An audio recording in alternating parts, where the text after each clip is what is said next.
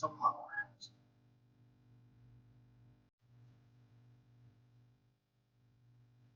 a nigga catch.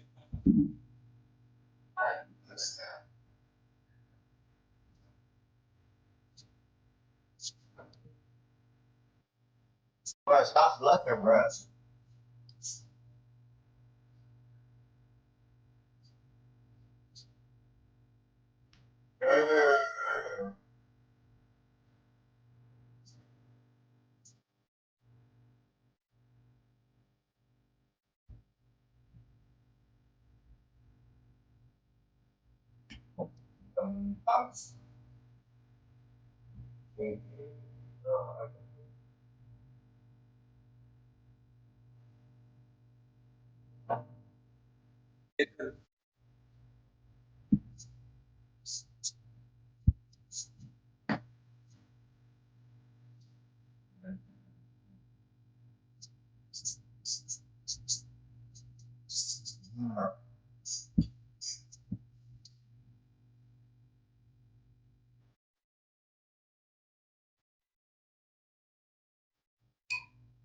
The only human to ever make a mistake.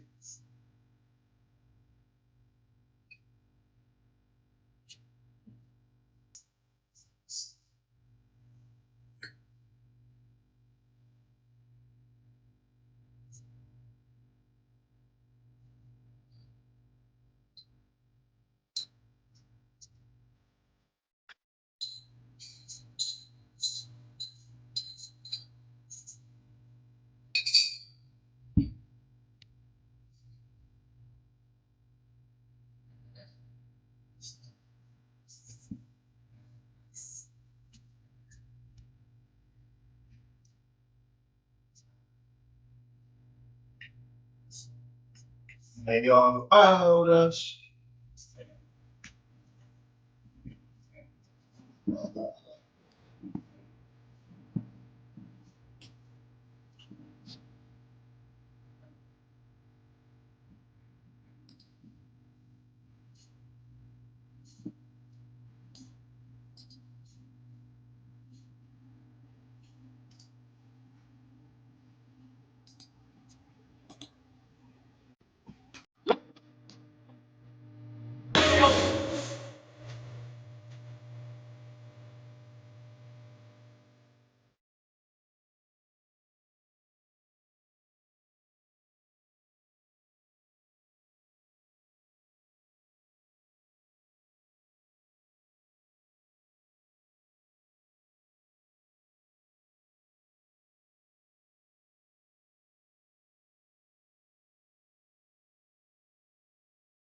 Never freeze.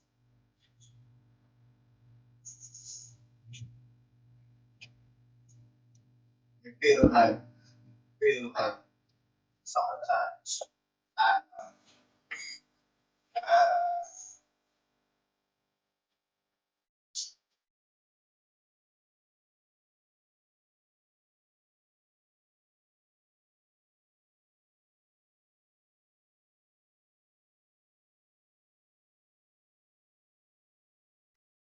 Wait. I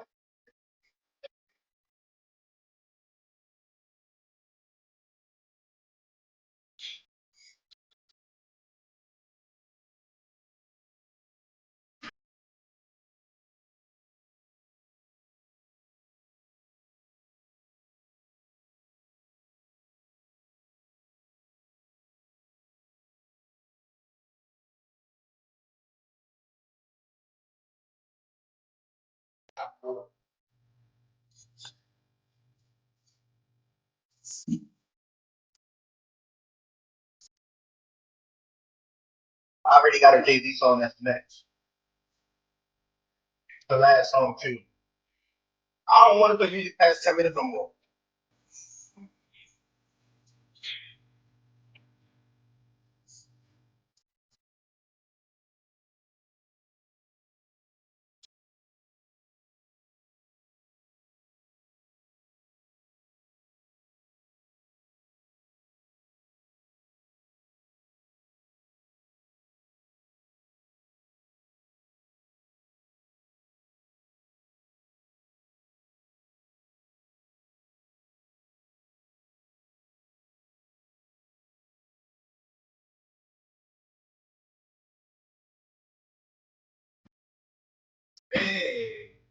Man.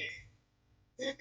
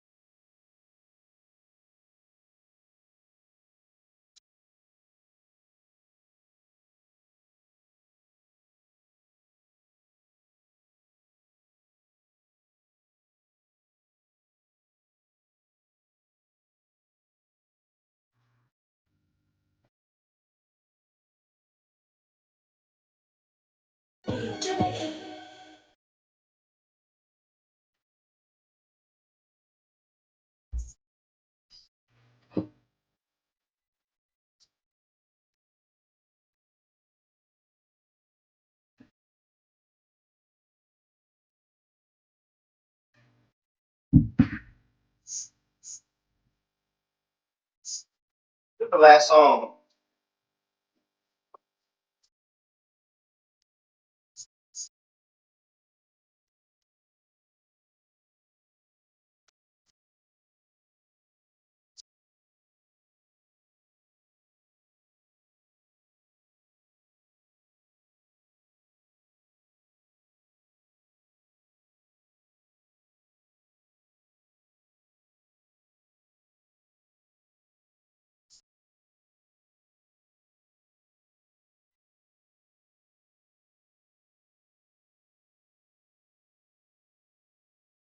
Bitch.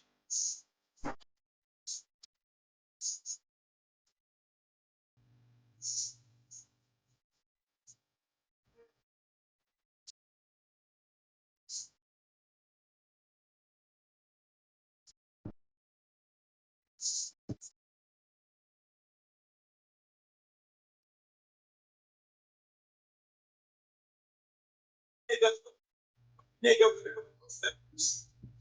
no,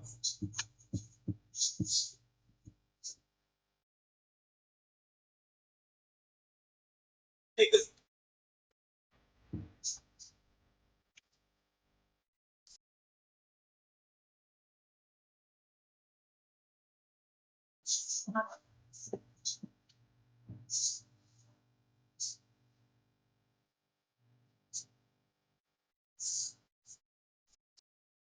Pretty sure what's up.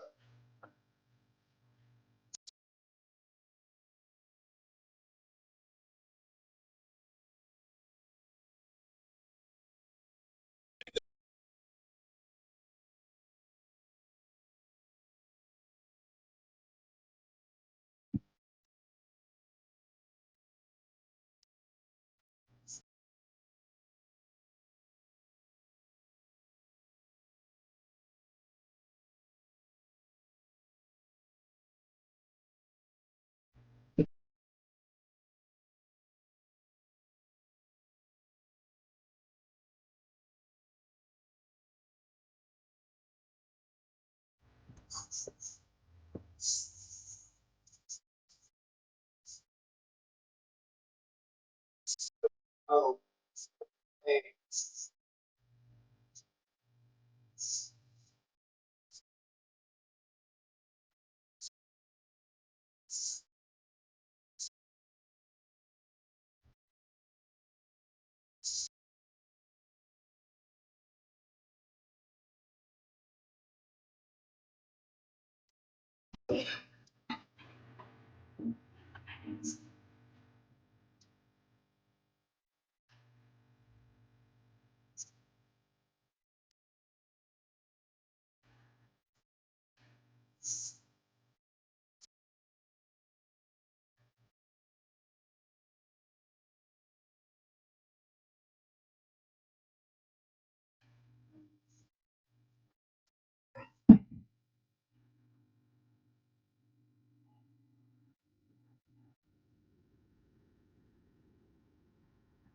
Look at God.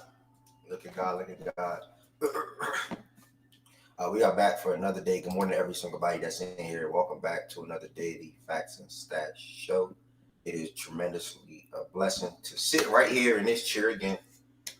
Almost time for me to get my gaming chair again, but sitting right here in this chair again and be able to host one of the best sports shows in the world, soon to be popular, recognized. Uh, Getting back on my podcast stuff really soon too, as far as episodes throughout the NFL and NBA season to further the growth of facts and stats. So make sure you all stay tuned for that. I'm live on multiple platforms. But I'll start trying to put this live on TikTok too. But I'm live on multiple platforms. The more, the merrier, right? Is that what they say? I'm live on multiple platforms. Sorry, I'm multitasking. That's my own personal gaming Twitch. Sometimes when I'm live on Twitch gaming, Shaggy be putting it on the screen, we running together. Or when I'm just playing period, I don't even be knowing. I don't even be knowing, but yeah, my personal gaming Twitch, I typically play the game on a day-to-day basis, or probably every other day. Live on Twitter broadcast right now, of course. Shout out to Twitter. Wouldn't have met y'all if it wasn't for Twitter. Let's keep that in mind. I wouldn't have met y'all if it wasn't for Twitter. That's a fact. I remember like it was yesterday.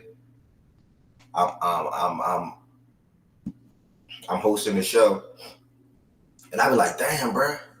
I be like, damn, Shaggy, ain't nobody in this joint. You know what I'm saying? Like, damn, bro, there's like 10, 50 people in this joint. Keep it up, bro. Keep it going to come. And I continue to host the show every single day. After I shifted from the podcast, due to to y'all know what at the time. And now we here, bro. Twitter allowed me to meet all y'all. Literally, I think everybody in here I met through Twitter, outside of Bear. I think Bear is the only person that be coming around that we did not meet in Twitter, if I'm not mistaken. But yeah, never stop. Did this shit every day. And now we here. 3 to 4 different topics to talk about today. I'm not gonna put a time frame on it, but I have the time in my head. I'm gonna put it like that. I'm not gonna say the time frame out loud, but I had the time in my head. It's Wednesday, so it shouldn't be that long. But obviously, I'm starting my first introduction to NBA talk. This off season, this fall, whatever. The NBA season starts in literally less than a month. So we obviously got positional rank, top 5 duo ranks, obviously. And then I wanted to talk about what's next for all 30 NBA teams. So I plan on doing like 4 to 5 teams, like today, for an example. And then if need be, I will do Wednesday and Thursday after the Thursday night football preview. Because Wednesday and Thursday are sort of kind of like free days, a little bit inside of facts and stats. Thursdays tend to football. Wednesdays would be fantasy football stuff, waiver wire stuff, things of that nature. And Fridays, I'm trying to look at the college football weekend matchups and also recap it NFL Thursday.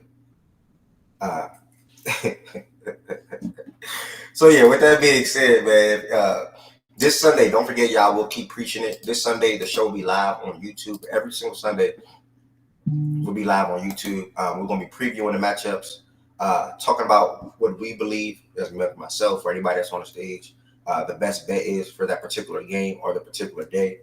And then picking our winners in each matchup as well. So make sure you all subscribe to Facts and Stats YouTube ahead of time. This Sunday, we'll be live on YouTube at 11 a.m. Eastern Time. Talking about that. So make sure y'all tap in. With that being said, 2 WNBA playoff games was last night. Liberty and Aces both played their respective opponents, which were the Atlanta Dream and the Seattle Storm. Shout out to Hollywood. They now meet again. And after that, we're going to head right into fantasy football. We're going to look at the Fact and Stats Fantasy Football League, look at some things that took place over the last week, since the last time we checked into it. I'm also pick out my matchup of the week. I don't think my matchup of the week last week let me down. I don't think my matchup last week let me down. I don't know how Jordan and Lowe finished, but I'm pretty sure probably was a good one. Bro, he cracked my head, bro. Literally came out to Josh Allen going crazy. Oh shit! So we're gonna look at the Fact and Stats Fantasy Football League and we'll pick out Josh Allen and Drake London, bro. Literally, I lost because of them 2 guys. Josh Allen went stupid for sure. Josh Allen went stupid. Drake London put up like 20 points. At that point, it was Grits. All right. So yeah, that's what. And after that, we're gonna go ahead and get to what's next. I'm gonna start with low mediocre teams a little bit, and then mix it up with a not so good team and a good team. Honestly, the NBA is in a good space right now. When you sit back and think about it, it's not that many teams that you're gonna look at this year and say, "Oh, this team is just bad." Like this is just not a good basketball team. And this is sort of kind of how I felt last year. Like you know, you have two of quote unquote worst teams in the Pistons, Wizards.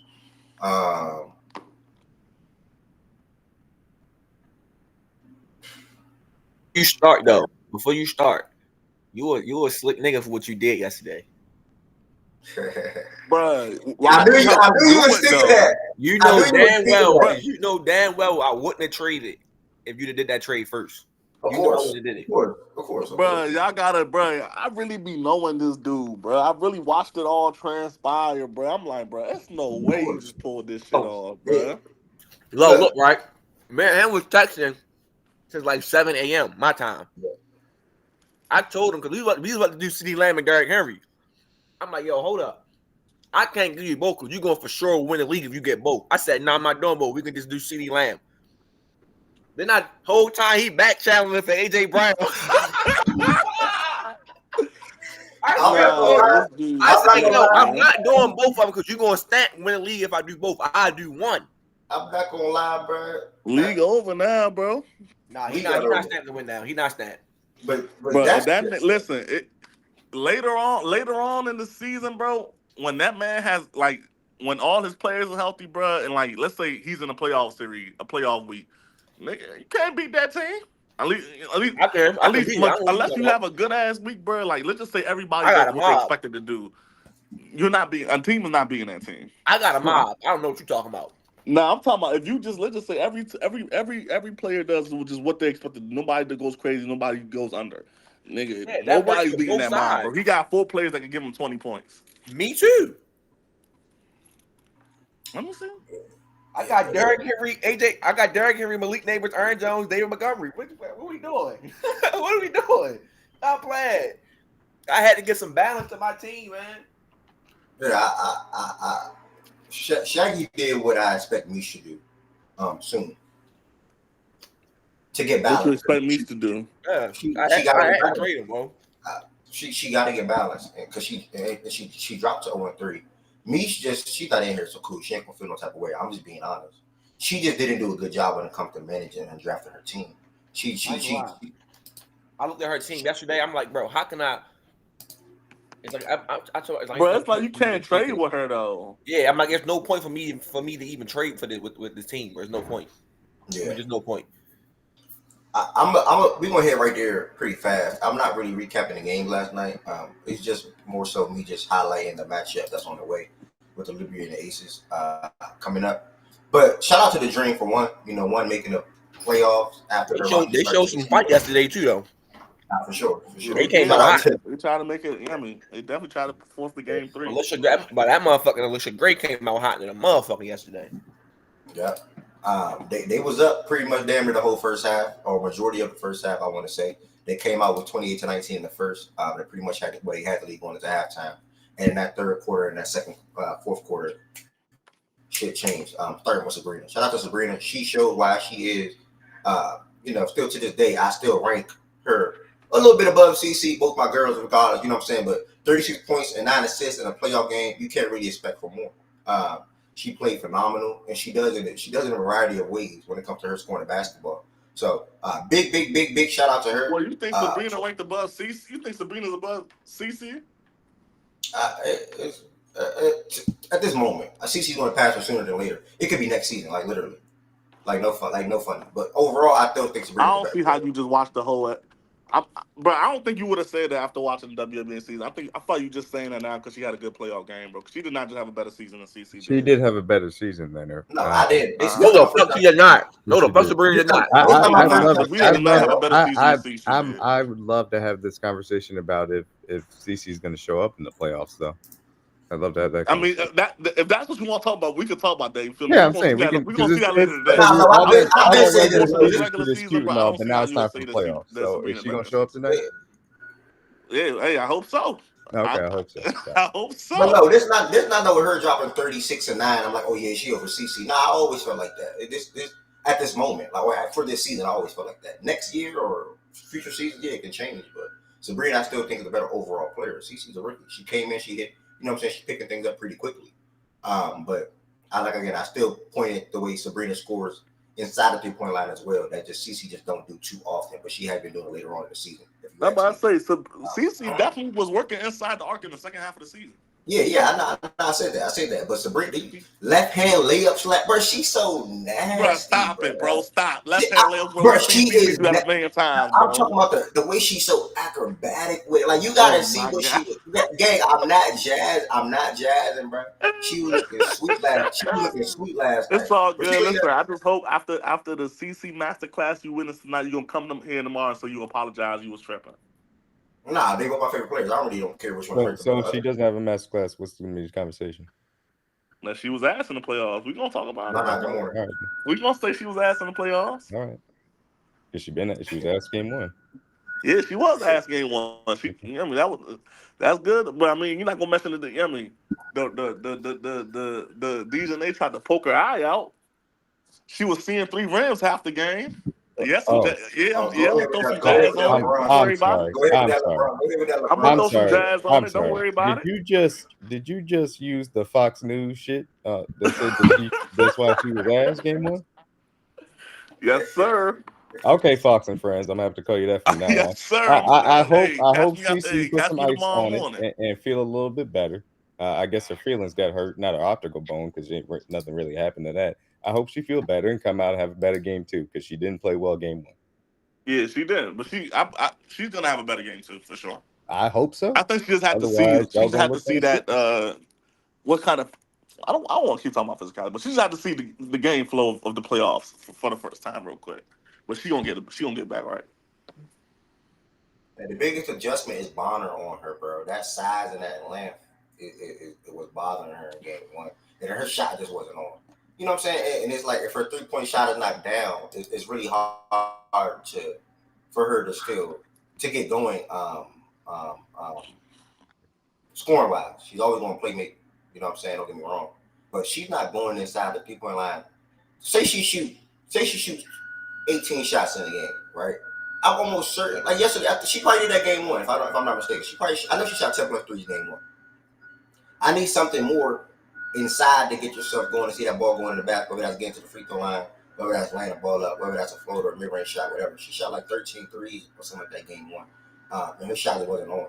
Tonight, I expect her to be on. I think she's going to have a good game tonight. But I do think the biggest thing with that series is the Bonner and her length on her with Dejanay on Kelsey. From what I saw in game 1, you put it like that.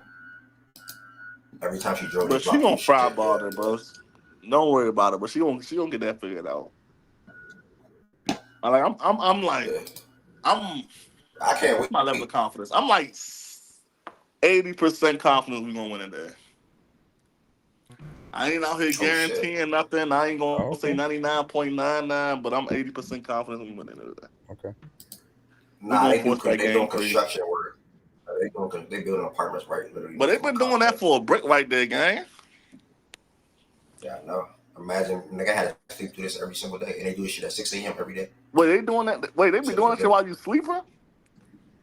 Nah, they start at 6 a.m. But yeah, I'm technically sleeping. Now I wake up around 6 anyway. But yeah, but these apartments look nice. I ain't gonna lie to you. They look sweet for sure. They finally want to be done. Okay, how much they cost? I might got move to Arizona with you, big bro. You know you super cat, bro. You super cat. To the game, back to the game though. Oh yeah, Sabrina, she had 23 points in the second half. I truly love, and I cannot echo this enough. People speak on playmaking or whatever the case may be, but she cannot play how she plays, in my opinion, or show her best playmaking ability because she was sharing the backcourt with another point guard. For the last couple of games in this postseason so far, Vandersloot is coming off the bench and Liani is starting. She's having a phenomenal season so far for the Liberty. She's on my fantasy basketball team. So I know how well she can play. I know what she can do. And plus, she's just a better fit. And they make us bigger in the starting lineup as well. That's the thing with about it. Sabrina Junk. That's the thing about it. Throughout the season, when we've been able to play the bigger lineups with, essentially Sabrina as the lone guard, even if it hasn't been Liani at that fifth spot. I mean, whether we've started Thornton or Nyla as well, we have played extremely well. That's always been something that's helped out our defense. We have enough spacing on the floor because everybody out there can shoot. We have, from the playmaking position, because Jonquel and Brianna are really good at playmaking from their positions, and Laney is a connector from that standpoint, and honestly, Phoebich is as well. So being able to play with that bigger lineup and Sabrina as the main guard really does, accentuate all of everybody else's talents, and it's really helped us out a lot. And I'd like to see a little bit more from the bench, obviously, but ultimately speaking, when you got those kind of stars and you can be able to stagger the minutes how we have, and it's better for for Sloot to come off the bench and be that secondary playmaker. It makes a lot of sense from that aspect. So certainly I'm glad that we went to that adjustment because we needed to, especially for us to play at our maximum effectiveness. Yep. But not mind you chiming in right there, brother. You hit on right on the nose. Hey, when does the all WNBA team list come out? I thought they said something about it last week already. They already dropped all the awards. Oh, they did? Yeah. Why we ain't talk about that? He was first team. It dropped. It dropped when we were live. We were live doing the show. Yeah. Yeah, I'm also, we didn't talk about that in here. Okay, see, you was in Miami. You was in Miami. What you expect? You wasn't locked in game. You were worried about buzz. You know what I'm saying? Turn it up. Oh, bro, watch out, bro. You don't know what I was worried about out there. My bad, y'all. My bad. Nah, but that's crazy. We ain't talking about that though. Shout out to CC, first team all WNBA rookie year. Come on now. Bro, she got a phenomenal rookie season, bro. And I'm so spectacular glad rookie year. I'm so glad that. Who else was first team? I'm assuming Fee and Asia, of course. Who else? Who the last two? Fee, Asia. You said Stewie, Sabrina. Who was the other person? Stewie was there? Yeah. I don't know the full first team off the top of my head again, to be honest. I don't know. All right, let me just go look at that one. I don't even want to lie. Just went away. I don't even want to lie. Alyssa Thomas was the fourth. Alyssa Thomas, okay. Oh, so Alyssa, Stewie, CC, Asia, and Fee? Yes. Okay. That's a good ass first team. Rightfully so. You know what I'm saying? Rightfully that's so. how it should be. That sounds about right. I would. I take back the rightfully so part. That is what it is. Yeah, my bad. I take back the rightfully so part. But all 5 women had phenomenal seasons. Feel like that. Good. What you mean rightfully? What you mean take back rightfully so though? Who you think shouldn't have been on there? I think Sabrina still should be a first team player. Oh, she wasn't. I thought you said Sabrina was out. No. Sabrina wasn't first team. Yeah. I would have went Sabrina CC. I would have went Sabrina CC. Stewie. Take off AT. Asia. Yeah, and shout out to AT. You know, she fucking had a triple double game once. She's a phenomenal player. Why do y'all think she's so ass? I don't think she ass. I don't think she ass. Don't think she that. Yeah, I don't think she ass. She not that. And, That's the and problem. y'all brainwashed She's by not scoring. that. She's a good all around player for sure. She's a good all around player. She's a good leader. She's everything for that team for the most part. She gets them going. You said she ass, dude. Hey, AJ, I'm not the biggest fan of her. I said she played like Ben Simmons. They call her Ben Simmons. Hold on. And if you take her off the sun won't be that powerful. Obviously. And if you take the Bonner off the sun won't be that powerful either. What's your point? But I mean, hey, an ass player shouldn't help a team win, right? So you know what I mean. But y'all hate Jason Tatum, though, so you know what I'm saying. Bro, nobody hates Jason Tatum. What are you talking about? How did Tatum get in this? Yeah, that is terrible, Ari. But yeah, man, shout out to Sabrina, man. I personally cannot wait. I cannot wait because I know this is get back. This is like what's going to happen in the AFC Championship this year. If you know, you know. I'm not saying no further words. This is like this is one of the. Wait, what's going to happen in the AFC Championship this year? You know who me, and I'm gonna leave it at that. You deep down know who me. CJ Stroud and You Stroud and Pat know Mahomes. me. Who might have been the LC shut this in? And I'm gonna leave it at that. Y'all know who me. But yeah, now last year, if you was gonna play back last year, I got teary-eyed watching WNBA finals, so I cannot wait. This is get back time. The game 1 is Sunday. Damn, on football Sunday. Shit. Wait, game 1 is on Sunday? But they gotta stop that shit, bro. They gotta really stop that shit. What time that shit supposed to start? I ain't started yet. I mean, they're not gonna stop. They don't got no time. They gotta stop, bro. Why they keep trying to push it on football Sunday? Bro, but they're not gonna. That's how they do shit. Like, they're not gonna stop that. That's just how it is. That's a bummer. That's all they can do. They literally don't have a choice. What do they have? It's like a certain slot that they already have or something. It's TV contracts. All these leagues, including college football, all have TV contracts. The NFL owns Sunday. The NBA owns during the week and then Sunday. College football owns Saturday. The WNBA, well, actually, the NFL owns Sunday, Monday, Thursday. And they trying to take Friday. But it's it's TV contracts, and then it's like stadium availability and all of that stuff. Like, they just don't have a choice. The W's current TV deals just suck ass. Like, that too. They're just not good. Like I and said, so in this current TV deal, they have to do it. Fortunately, it's Sunday. If it's Monday, it's different. But like, there's no reason that they should be on Sundays, but they're on Sunday. You could even, you could have it Monday before football, but with these fucking double headers that they're trying to do, I don't know necessarily how much that'll work. Or even after football. Football starts like 8, so they can have it start at. They can have a 10 p.m. game. Well, no. No. You're right. Like, you can't do 10 niggas trying to go to sleep. A little crazy. No, what they should do is like take advantage of like the fact that they were the only like games on. Huh? Somebody on YouTube. Do it, my bad. Oh, the fact that they were the only, like, of course there was MLB on, but like baseball is at the end of the season, so no one really cares. Playoffs are about to start. Like, the fact that they were really like the only playoff games on yesterday, like yesterday, that was great for the W, because like everybody then can just focus on the W. But like, they should absolutely take advantage of Tuesdays. They should take advantage of Wednesdays. They should take advantage of Fridays even, and I think they can even like compete with college football on Saturdays, just like timing it right. But yeah, their TV deals are just ass, and they have no choice. Yep. Right. Y'all definitely said that last week as well.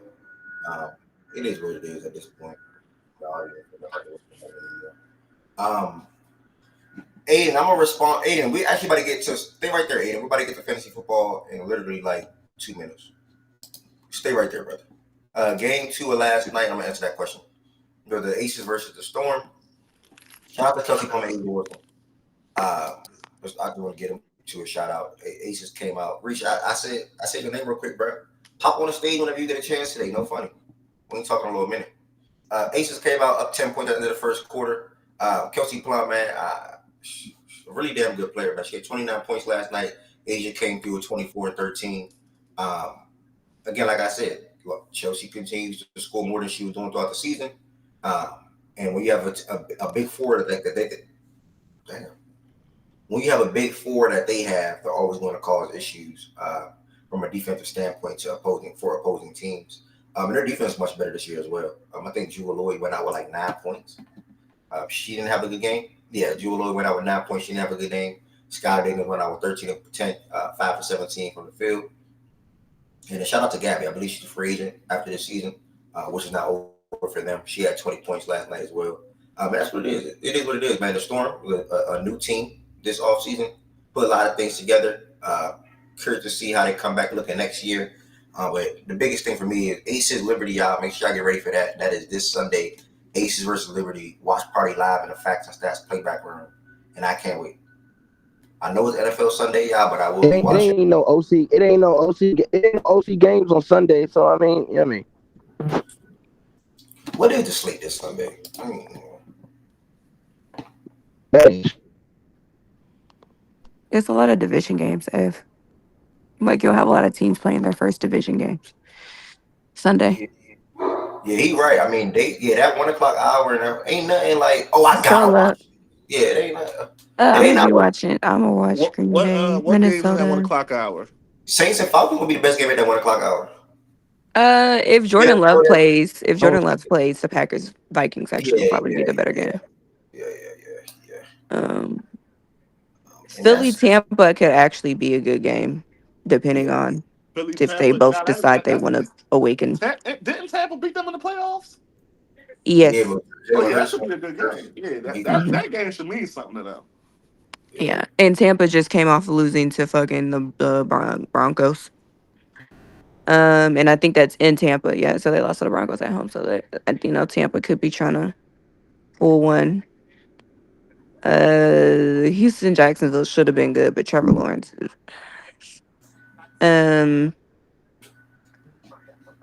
What else? Oh, I'm getting into like the later hour. Pittsburgh and Indy is gonna be. Also, I just want to point out. I know we're done with like the power rankings. Yeah, right. Mm-hmm. I know that we're done with the power rankings, but I just want to point out to anybody that wanted to gas that Pittsburgh offense. I found out they haven't scored. They've only scored 3 touchdowns in 3 games. I'm not doing that Pittsburgh gas no more. I'm not doing it. Shout out to their defense, though. Talking about they were dominating. They may were not fucking dominating. Their defense was dominating. The niggas don't score points. You gotta cool it, bro. They're not dominant. I think what people are saying though was that their defense is dominating. No, because when I made the distinction low, and I said their defense is dominating, I was specifically told no, they are dominating. Okay. I don't know why they tell you that. Whoa. Nothing special. Well, back to the slate. I just needed to get that off because I found it out after it. Right, this is for one pride access to the power rankings real quick. That's what it looks like, brother. Wait, Bills, Chiefs, what the fuck is going on? Bills, Chiefs, Vikings, Eagles, okay, yeah, this is it. Risha thinks that Russ should start.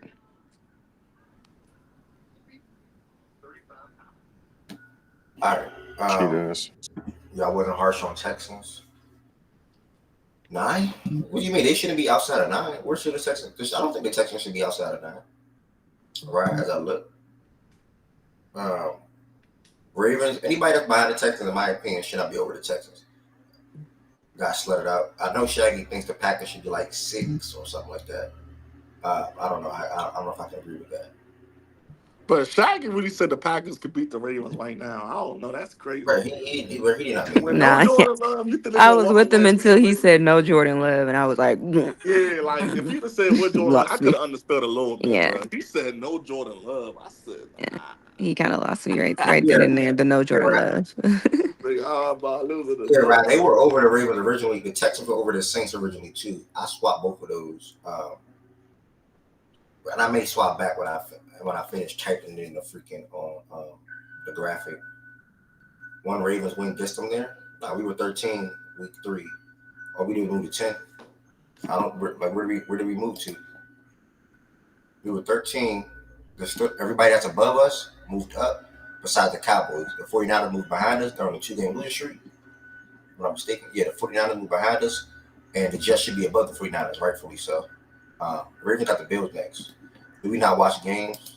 Why is that? They only got walked down.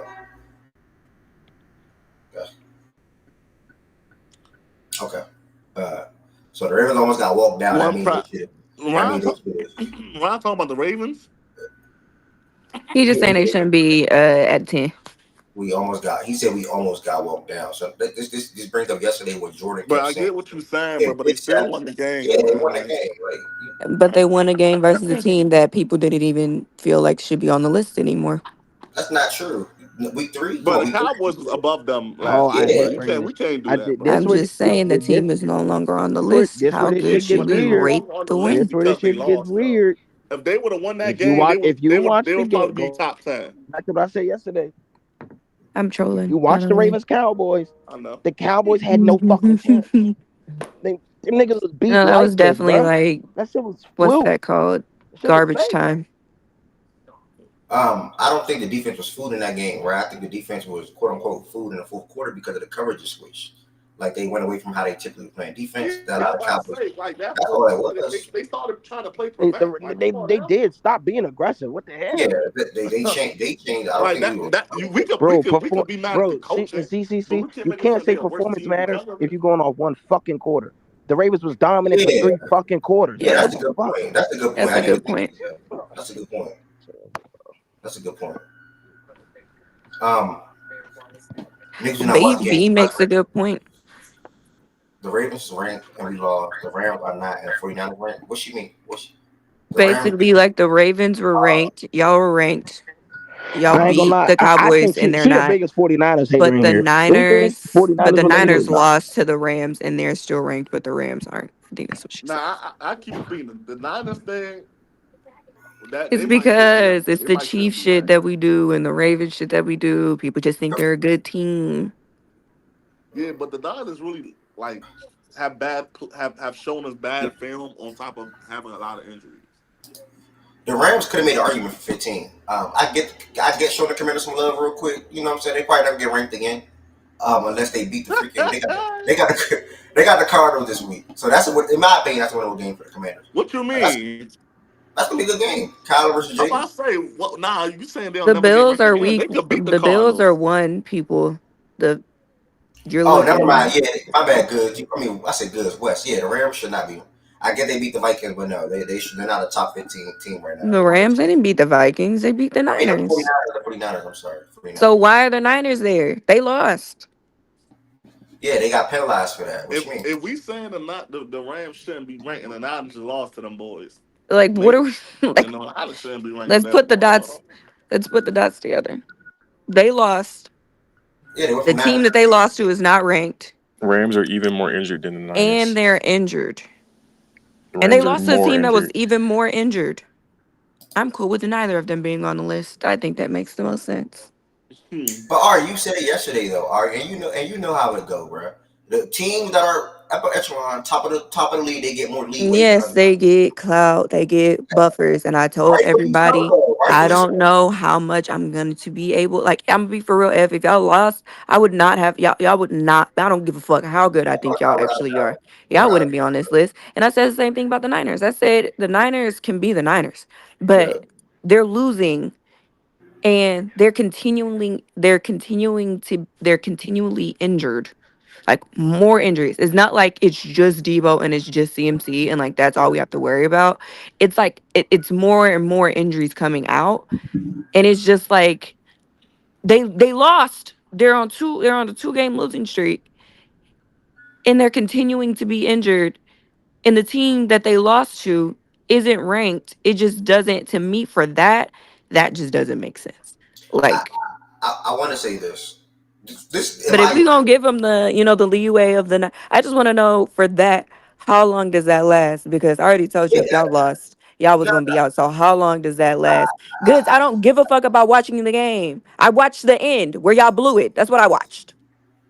I want to say this. If the Ravens lose this week and the 49ers lose this week, they should not be top 15. Both of those teams should not be top 15. They'll be sitting at 1-3, and it'll be hard for me to see why there should be a top 15 team through 4 weeks of football heading into week 5. If the Saints and Texans both lose, they're going to drop to 2-2. Y'all will still probably fall within the top 15. You know what I'm saying? Because y'all are currently 8. In my opinion, y'all are currently 8 or 9. But if the Ravens and the 49ers lose this week coming up, they're not going to be ranked at all. Y'all shouldn't have been there at 0-2. Well, I disagree. You cannot. I disagree. And you don't even have to look at the fact that that's rankings. You can look at any rankings on any sports platform. I'm almost certain they have. The thing is, it's like, Ev, I don't even know if people are gonna do that with the Ravens because if y'all lose, y'all would have lost to the number 1 ranked team. To the Bills, yeah, but you gotta think about it. If the team behind us win though, why should we still be above the Packers? But like we're in the 15s. Like we know this isn't like wins and losses kind of stop mattering a little bit back here because then people just like, well, I think that team is ass, so I'm not gonna vote for them. Like the Chargers. Like, I'm just not gonna vote for the Chargers because like I think that team is ass. When like realistically the Chargers could be on this list. You know? Like they're still 2-1. I think it's if you watch their games, they I'm not. They're an example, but yeah, I personally wouldn't have voted for the Chargers. Yeah, they But like, bad. They're not that good. I just feel like that's where, like, I don't know. B, it was just an example. B, I respectfully to all the other platforms, I don't care about them, but I'm just saying you can't find one where the Ravens would not be a top 15, was not a top 15 team, even sitting at 0-2. It's hard for me to put the Ravens in the top 15, 1-3, especially all depending on how the game go, obviously, but it'll be hard for I me to call for a recount. Chargers Chargers beating the Bucks on a neutrophil stamp. When they play the Bucks. Where do you play? Yeah, where'd that come from? Oh, he just saying that. Oh. If they were to play on a neutral field right now, they'll win. Yeah. Mm-hmm. Oh, okay. Chargers and Bucks on the neutral. I would take that bet. Heck no, I'm not taking the Chargers. I will pick the Bucks. I'm picking the Bucks in that too.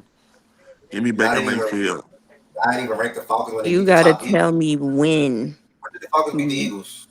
What week was that? They literally beat them last week. They just did it. That was week 3? Week 2. That's week 2, ain't it? Week 2 heading into week 3? Yeah, I mean, she got a point. I guess. Look at this list right here. Week 3. I mean, I will never choose the Falcons, but I can see why they could be up here. But they're another 1-2 team. Like I don't know. I don't know. I think people pick and choose their little 1-2 teams that they like. And I think I'm a ride for my little 1-2 team when none of the 1-2 teams have really looked fucking good, quite frankly. But I think I think we would all. And the Falcons have the best one win. I would say you could put say. them there. Put them up there. I would never. Go ahead. We know. Would never. I don't know. I got what B's point was about specifically the Niners. Like, the Rams not up there. We all agree the Rams are not a good team right now. And they lost. And they're injured. But we're just putting them there because they're the Niners. I mean, we can just say that. It's because they're the Niners. You would do the same, though. No, I did not vote for the Niners. I said it was crazy that they were above 15. Who would you have put them? Who would you have put 7 Niners? If the Niners are on this list, they are 15. Would they be on your top 15? If the Niners are on the list, they are 15. Oh, you copping out, bro. You copping out. Would they be on your Are top they on 15? my list? No. They wouldn't be on your top 15. No. Who would be on it? Who would you have? I probably would. One, I would have to look at the rest of the fucking teams because it gets real spooky. I probably have to force myself to put Atlanta there, like against the hater in me, and just like knowing they're not. I don't really think they're that good, but they're healthy and they could figure some shit out. I don't fucking know, but I couldn't do it. So you prioritizing the 40% for the 60, or instead of the 60%, the other 60% of the criteria. I mean, what are my projections for the Niners? Everybody can say, oh, like Goods can say, always says everybody but CMC. That they're way better than the Falcons. I think that's a. But my thing is that's if they're healthy though. If they're healthy, absolutely. Duh. I'm not making this argument. But again, they're not healthy. And I don't project on injuries because shit changes all the fucking time. It can be one thing that turns into another thing. It can be, oh, you're out for 4 weeks. Oh shit, that turns to 8 weeks. Like I can't project on injuries. I mean, the Falcons are starting a not healthy quarterback right now. Yeah. And the Niners are starting a not healthy damn near everything on offense. And this could be the they both wanted thing you're talking. The subjective thing you're talking about. I trust Debo to be more healthy this season than I do Kirk. And that could be just me, but I mean, you can. That's fine. I just know if this team's name was not the 49ers, this would not be the conversation. Like, I don't think anybody would be pushing back. And that's fine. If it's the 49ers and we're giving them that because, the same way that we gave it for the Ravens and the same way that we give it for the Chiefs, because they're 3-0. The Chiefs are a 3-0 team that definitely has not played their best football. And people could argue that the Vikings have looked better. They're both 3-0 and have looked better than the Chiefs. But nobody was people were trying to put the Vikings over the Chiefs. But nobody was really tripping that the Chiefs were over the Vikings. I voted for the Chiefs that won. Why? Because they're the Chiefs. So I get it. I've done it too. So I get it, But That's just, if you asking for my list, Yeah. they're not there. There was one thing that I wanted to circle back on as it pertains to the top of the list. And again, I think that the Bills have looked like the best team in the league so far, so I'm not arguing against it. But you guys were having a discussion about the quality of opponents, and I don't see how there's a world in which we haven't faced significantly harder opponents than the Bills have. That was a conversation. Yeah, they just destroyed. They just said that the Bills just beat the shit out of their lesser quality. They performed better. Yeah, I think that's fair. I was just asking if there was, because I don't think it's even close between the two of us who's faced tougher opponents. That's why I'm asking. I mean, what do you? I mean, we broke it down. Like, we all agreed that the Ravens were the best opponent out of the two. But the next two would go to the Bills. And I don't think the next two would go to the Bills, actually. But it's not like the Chiefs have faced this murderer's row either. Like, it's been cool. No, I don't think they have either. I think the next two. I said this yesterday, would be the Cardinals. It's based off like what we're seeing right now. And then I think after that, kind of evens out though. I don't think anybody puts the Dolphins with how they look right now and the Jags over the Falcons. I don't fucking like the Falcons. I think they have a terrible defense and a fun offense, but I don't think that they're a good team. Who are you talking about? Cardinals. Oh yeah, that's what I'm saying. Like I think for y'all I'm talking just strictly the Chiefs' last two opponents. Like it's been cool, and I don't you think haven't exactly looked dominant either, against competition that's just cool. Like I think it kind of evens out with the Bills, even if it's lesser competition, because y'all looked okay against okay competition, and they've looked dominant against lesser competition. And I don't have any problems bringing in the performance aspect of it. I'm just saying, like, I think the Ravens are easily better than anything the Bills have faced. I think that the Jaguars and Bengals are kind of in the same boat of, disappointing AFC teams that we expected to win games, but they haven't brought it together. I think the Bengals are still better than Jaguars personally, but I think that's splitting hairs. And I think the Falcons are better than the Cardinals. So, but again, performance-wise, they performed much better, and so I have no issues with them being one. I was just talking about the quality of opponent. Good combo, good explanation, Jordan, too. What you about to say, Ryan? I think Ryan, what you about to say, Ryan? Hold on, let me read this message. I do think. I was going to hit on Ari's point talking about how we all talking about like certain teams get like advantage or like get favoritism a little bit about how they look depending on the name. But that's just because we got projection up here. That's why, because people are projecting the Chiefs to still three-peat or projecting the Niners to still win the division and make a deep playoff run. That's the reason why. But my thing is like the Niners isn't the same situation as the Ravens and the Chiefs, because the Ravens and the Chiefs look bad, but like they're healthy. So you're assuming that like it's easy for you to project and be like, okay, this healthy team I think can get their shit together, because whether you say it's like scheme or execution or whatever, you're just like, all right, that's something that you can control. You can control executing better. You can control your coaches calling a better game, right? The Niners, part of the reason why they look bad is because they're not a healthy team. I can't project a team based off of them not being healthy. Because what if these niggas don't come back? Then what? We gonna still give them the same clout? That's your opinion on the injuries, though. Someone else might have the opposite.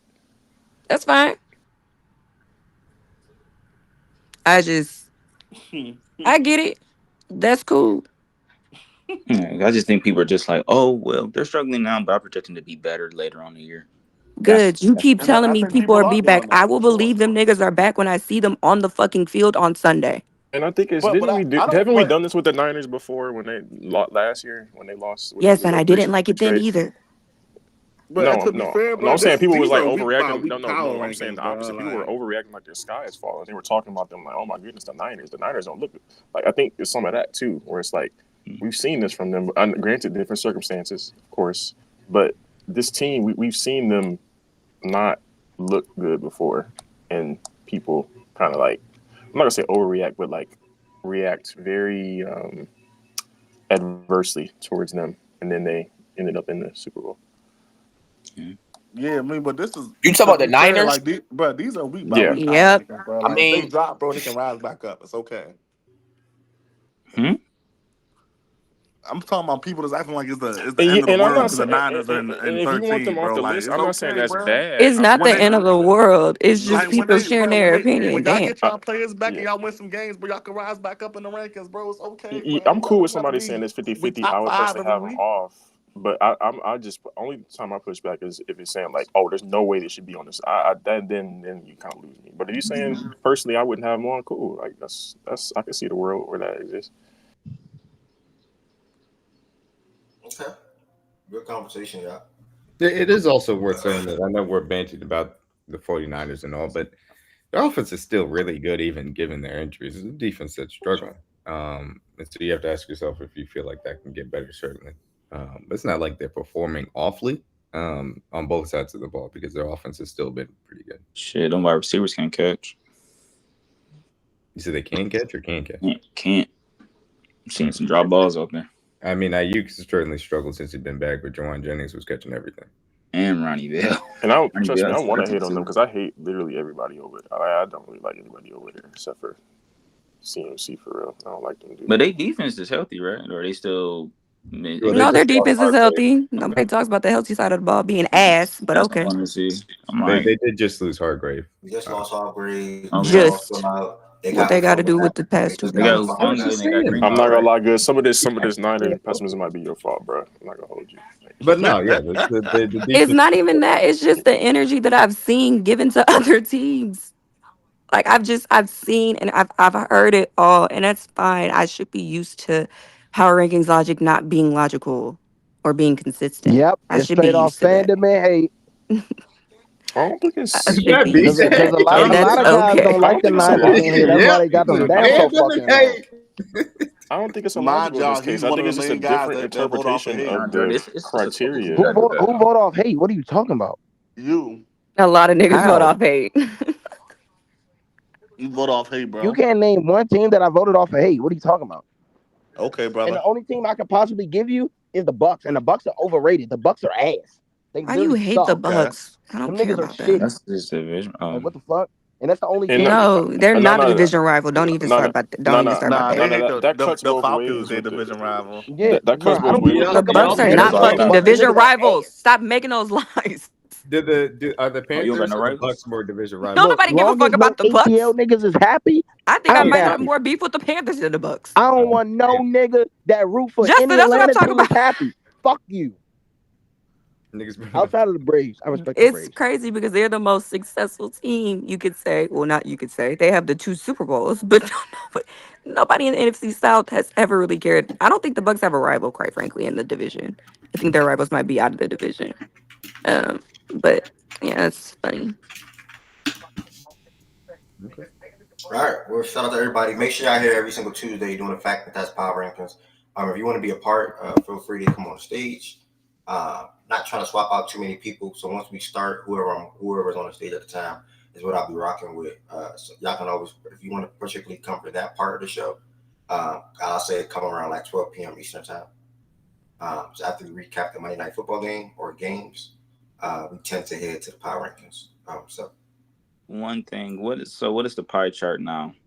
What is it? Is it still the same, or did we add anything else to the pie chart? It's the same. It's still the same. Oh, okay. You might want to change it. Yeah. I tried to lobby for opponent Rye, but I don't think that wants to change anything anymore. The past 2 years. But if we try, I'm gonna be honest. If we change it, people gonna follow it because we just changed it and nobody following it. There's no point to continue to change it. I think this is fine. When win losses should also, when you think of wins and losses, that should automatically make you click to think who the opponent was. That's how I look at it. Niggas don't think about the performance part though. The only thing that I say is that they don't have some type of coaching mentioned, but I understand that may not be the easiest thing to do. I thought coaching was supposed to get added last week, but then I added projection instead. I think I can't remember. But yeah. Anyway, we'll pick it back up on Tuesday. But I don't know. I don't. It is what it is. I like how the list came out this week. I think week 2 was a struggle. I think that was week 2. That was a struggle, or week 3, whichever one it was. But yeah. We move. Next thing is fantasy football. Take y'all a pit stop at the Fact and Stats Fantasy Football League. Look at some records real quick. Look at some trades that took place and I'm going to pick my matchup of the week. I traded with 3 people in this league yesterday. Watch out, y'all about to see a grown man get fucking his team handed out for free. This shit's sick. BJ, I think we need to team up, bro. Send me a trade. All right, bet. No questions. You know I don't give a fuck about no entry fee or the a nigga said AJ Brown on the blog. It was tumbleweed. You know I don't give a fuck, nigga. I pay the sabotager, nigga. I don't give a fuck. The only nigga that did something kind of like you didn't really have to do nothing was Miles. He didn't have to do shit.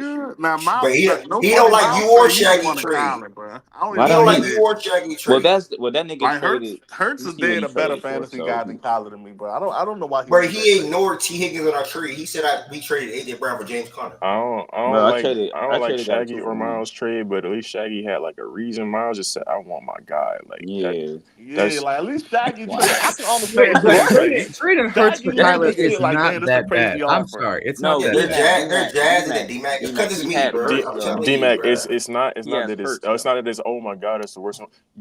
He could have easily got another asset from him. I don't think Miles negotiated. That's my problem. I don't think Miles negotiated at all. He said, "Oh, Kyler, bet."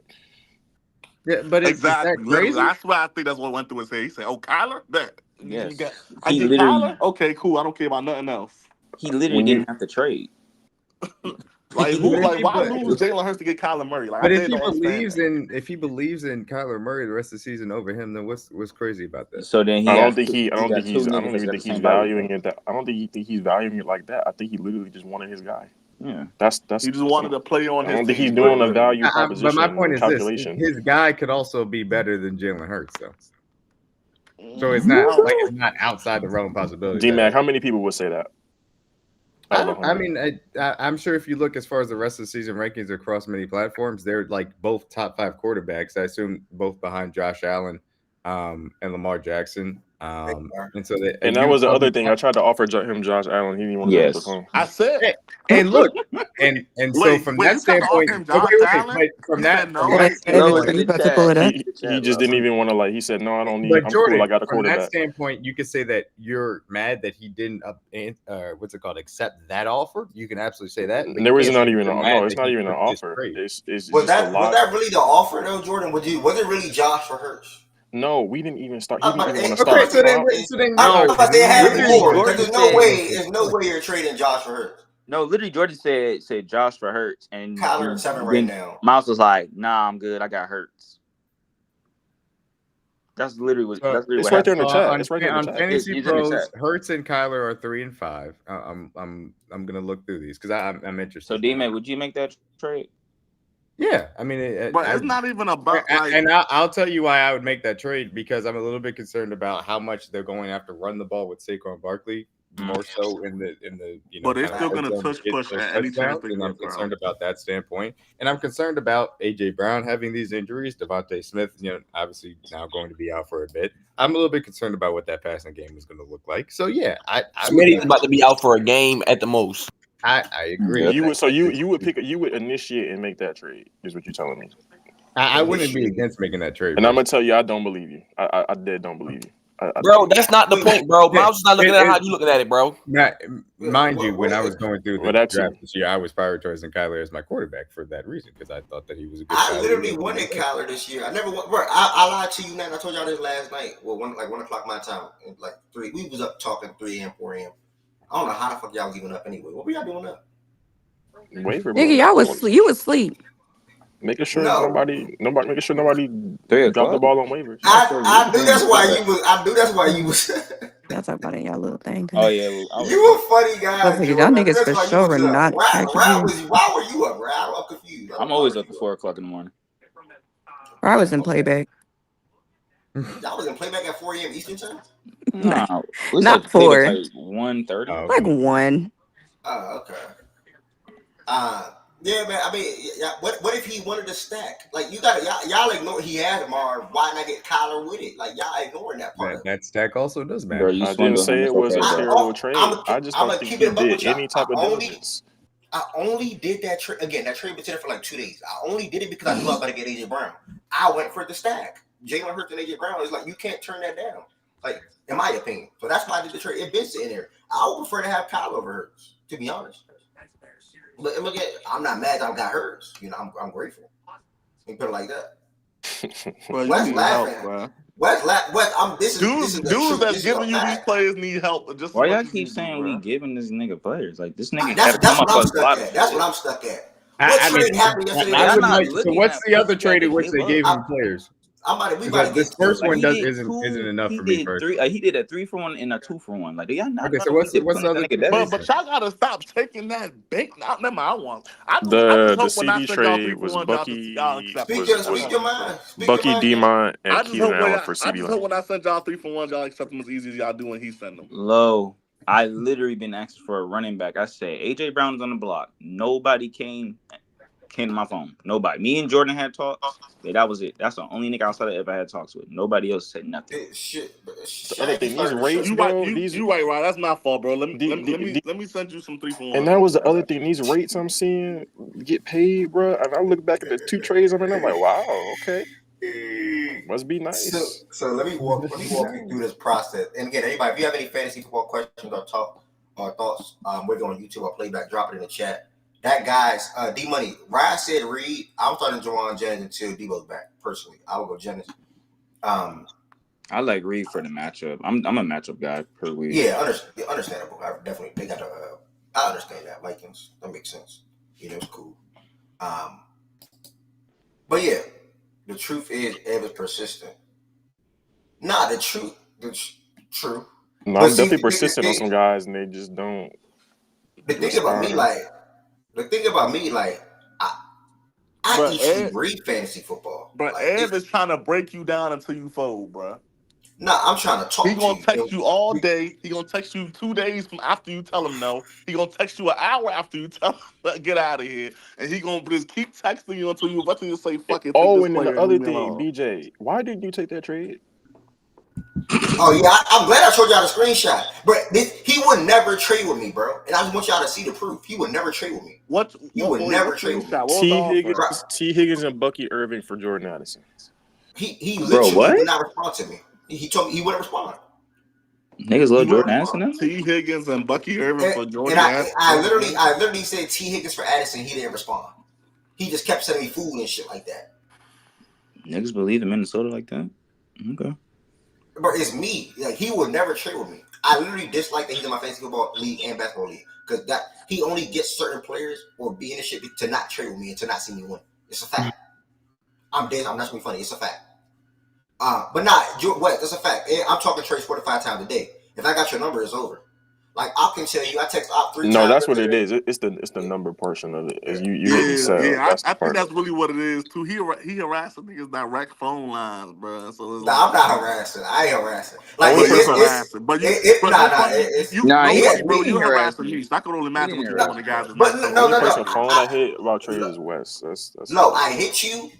To see where your head is at, you tell me what it is. You tell me what it is. Yeah, I wouldn't even ever hit you about Lamar if you never knew about Lamar first. I didn't even know you had the nigga. So that's and as soon as you found out I had him, you hit me 4+ times about him. Three.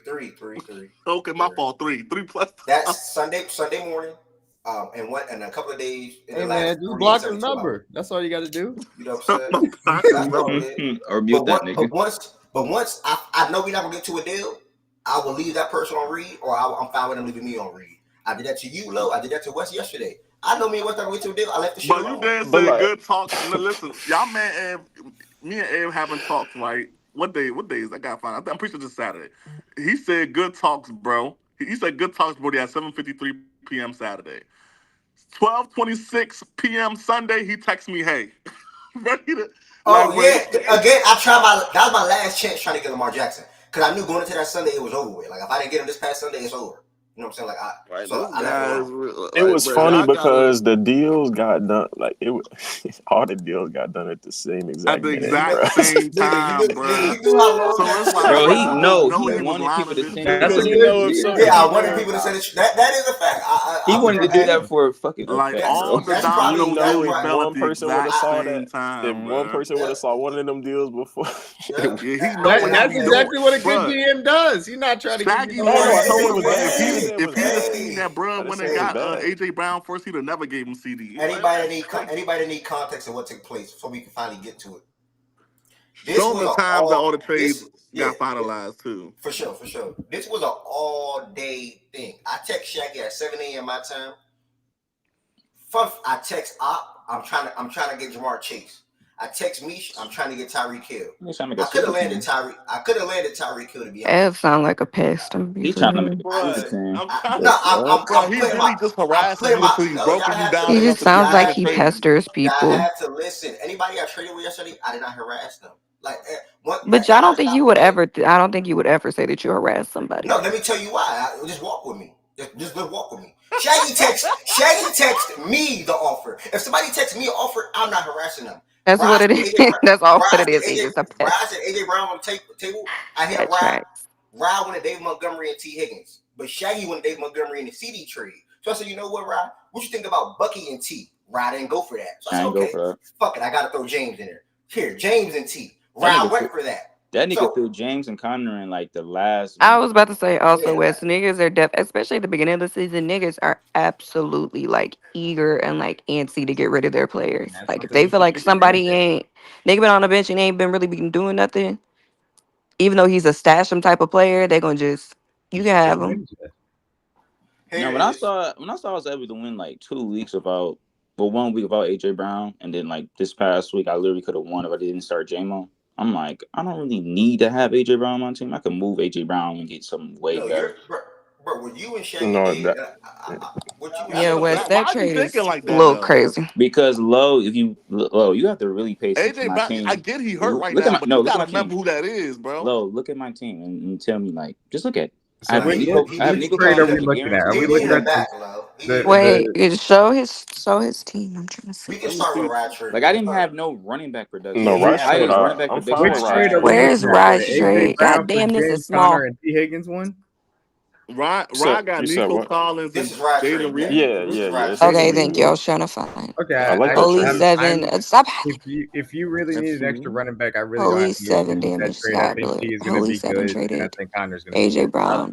He didn't need a running back. So yeah, that was good. He got James Conner and T. Higgins. That's the deal you talked about yesterday. I said that's not even a bad deal. Yeah, it's not a bad deal. What's the bad trade that we're supposed to be looking at? Hold up, but let me. This is right team. Show my team. Show my running back room with Braden Allen. This is his team and Travis team. Let's get D-Mac in the league next year. Do you think? Roll up. Well, who's his? I said y'all can put me in the league. Y'all said Braylon James. Now you got T. You have T. You could have Jordan Love. I like the trade. J-Mo. Oh yeah, that's not bad. Yeah, I don't have any issues with that trade personally. No, I like that trade. That's a great trade. That's how you get value for like a star player. He looked at his team and realized what he had to do. He was struggling around with Zeke and Rashad White, who probably going to trend downwards. We'll see. Absolutely. And now you get Connor, right? You have Connor, Etienne, and Braden obviously will be useful some weeks. We put it like that. You can't really predict Braden Allen, but he'll still be useful. And Rashad, you got yourself, 2 starting running backs. You got yourself a couple of starting wide receivers. And that's a good place to be, and especially given his running back room is starting. And then when Jordan Love comes back, you don't have to start Caleb. That's fine. So you'll be fine. That's why I'm like, I like my team. I'm like, What's the bad trade? If I want to talk about somebody. Yeah, what's the bad trade? The next trade. Ryan, I don't know. This gang, he on your bench. I feel like this the one they have a So problem. who's team 410? That's Shaggy. So Shaggy. Okay, so Shaggy traded with CD for Montgomery, Bucky, and Keenan. Now, y'all Samaje, Adam Thielen, Keaton Mitchell, CD for Monty. He dropped those first 3. So y'all so CD for Monty, Bucky. Y'all believe in Keenan Allen, and I know Shaggy specifically believes in Keenan Allen. I don't like the trade because I don't believe in Keenan Allen. Wait, this bad trade was I don't believe in Keenan Allen at all. Oh, y'all didn't. Oh, they weren't. D-Mac, they weren't in here. He even did the trade. Why does he want? Yeah, they weren't. They weren't in here. We had that covered. That Keenan Allen. Keenan Allen is gonna get 1,200 yards this fucking season. Is what the fuck I was told. I was confused on why he wanted Keenan Allen. I didn't understand that. Like Keenan, the Monty part isn't bad. The Keenan Allen part, I'm very. I don't like this trade because of Keenan Allen, but y'all gotta like this trade because of Keenan Allen. So I would have pushed for one of them other receivers. If you pay attention to Shaggy, he has I know you all have been in the league with him, but he has running backs who score touchdowns module. That's his. Yeah, I can see that. His formula. That's how he drafts every year. He favors running backs who score touchdowns. Even in a PPR league, and he'll trust that a guy like Keenan, anybody in the slot, because he has Neighbors, and he feels like Neighbors is going to be a top 3 receiver all year. So then it's like, all right, now all I got to do is bring on somebody else who catches the ball, and then running backs who score touchdowns. Yeah, that's how he's going. That's how he's going to do it. I see that philosophy. This is Shaggy's team. I will say that I still feel his wide receiver room is shakier than I would prefer it to be, but I'm not mad at the result. Again, this comes down to if you believe Keenan Allen is going to be a flex, I guess, wide receiver 2 type of guy, then that's cool. I don't think he's gonna. He has good starters. He's playing Keenan Allen. He has good starters. His depth is nowhere though. And I get him betting on Bucky. I'm not mad at it, but it's me personally. I'm not just stamping his contribution either. Like, no, I can't just stamp his value. Like, I don't think you can. Bucky, I don't think, bro. I personally, when I looked at that trade, bro, I saw like Bucky isn't guys who are possible because you can't stamp that Bucky will be like productive the way that David Montgomery's productive. No, like you can't do that, and I feel like if you can't, then like I don't know. I would have just tried to get Zay. You got Henry and you got Jones. I think that you can piece together the flex options from guys off the bench and the way that you work the waiver wire. For me, I wouldn't have traded. I don't like none of his depth. So I would have just kept CD in that case. And if it was a different wide receiver than Keenan Allen, maybe that I would have done that trade. But I would have went for Zay. It took all day for sure. He laid out, okay, I want David. David got to be included. And I want Zay, Ayuk, or T. Higgins. I was torn on the 3. So the one that I don't give a fuck about the most is T. Higgins, or the least is T. Higgins. But I needed T. Higgins to get the ride deal done. So I got him to finally agree to Keenan and Bucky. It wasn't supposed to be a 3-for-1 at all. Yeah, that would have been a hard one. If that was T. Higgins, then I would have liked that deal. Yeah, it would have been fine. T. Higgins, Ayuk, or Zay, it would have been. Personally, even though I know he believes in Keenan a lot. So Shaggy doesn't believe in Baltimore receivers. So he'll never take a Baltimore receiver. Well, we're talking about team, not Zay. No, I'm going through all the names that Ev said. I'm not just addressing the T point. So, because T's really off the table in this because Ev was using him for another deal. So I'm just adding the context to why I think Shaggy didn't take Zay or Ayuk or didn't push for those two. He doesn't like Ayuk. And his target share isn't. Like Ayuk doesn't have a high target share, so Ayuk is kind of like I get last year he was really good and his separation, he creates a lot of separation using a good offense, blah blah blah. But in theory, if Keenan Allen is healthy, right? Huge if. But if he ends up healthy, I think he gets a lot of targets in that slot because Caleb is just gonna have to get rid of the ball quickly. And it's like, all right, well, wherever there's space, Keenan, you find that space, and I find you. And I think he'll, but I also think. Yeah, I mean, y'all believe in Keenan Allen. I personally don't. I think he might end up being the 4th or 5th target in that offense. To be honest with you, especially the way Shane Walden likes to run it. Oh, I agree. I got Rome. He's got Rome is gonna be, and they also like to use the tight end a lot, and he threw a lot to Cole Kmet, so I can see that happening again. We'll see when Keenan is back though about it, but.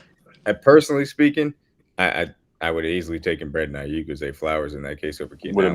That would have been a perfect deal for both sides. Wait, Ayuk was available in that deal? Yeah. I don't know if he was available. Talk about the names over. I don't really want to trade Ayuk, bro. I don't. I came to him with a deal for, but he don't, bro. Come on, you can argue yesterday. He didn't really say no. And Zay is Ev's guy. So in this case, if I couldn't have gotten, I don't give a fuck about T. Higgins, bro. I could not root for T. Higgins, bro. T. Higgins got 6 stars. I would have just walked away from the deal. I can't root for that nigga, bro. That's what I'm saying. I have T in one of my leagues. I snatched him up when somebody dropped him. T. Higgins is gonna be good. For sure. Somebody dropped him in my league because he was pissed, and I just one of my leagues. Dropped him? No, that's crazy. Yeah. It's so funny. They tried look at how they forced the ball to him in the red zone. Every time they get in the red zone, they throw the T. Yeah, he's gonna be really good. And he can't. That was enough for me to go get him. Okay. Oh, and that's the other thing. Why did somebody just drop Tyler Lockett after one bad week? Yeah, somebody dropped Tyler Lockett. It's the same reason that nigga dropped Rome after week 1. Like it. Low dropped. Somebody dropped Rome. Was that me? Yeah, that was the nigga. That was low. Was that I was trying to find somebody. Low, why? Oh yeah, I was doing a trade. But you needed space or something. It wouldn't let me drop the people I was trying to drop. I don't know. What are y'all? It was the reason I dropped them though. I was hoping I was hoping nobody was on it. We definitely got to fix that waiver wire because Cilio and me drafting 12. I couldn't even get waiver priority because I won week 1. Man, damn, y'all picked up Tyler Lockett that fast? I did. He wasn't gonna stay. What the hell? Nah, Tyler Lockett got a good schedule. I was number 3 in the freaking waiver priority. That's I ain't gonna hold you. I was hoping I could get him back after I dropped him. Gang, one thing I can say about this league, absolutely. I was about to say you're not gonna be able to drop him and then just pick him back up. It's just I don't think nobody be geeking him like that. That's why, like, somebody dropped Christian Watson in one of my leagues, snatched that nigga up too. Mm-hmm. I'm gonna say I'll drop Jordan Love after like week 1. I said okay, I'll take that. I don't gotta do a Kirk Cousins. Damn, don't want to play Jonathan Taylor versus this Pittsburgh defense. Who I got this week? I got BJ this week. Okay. You can bench him.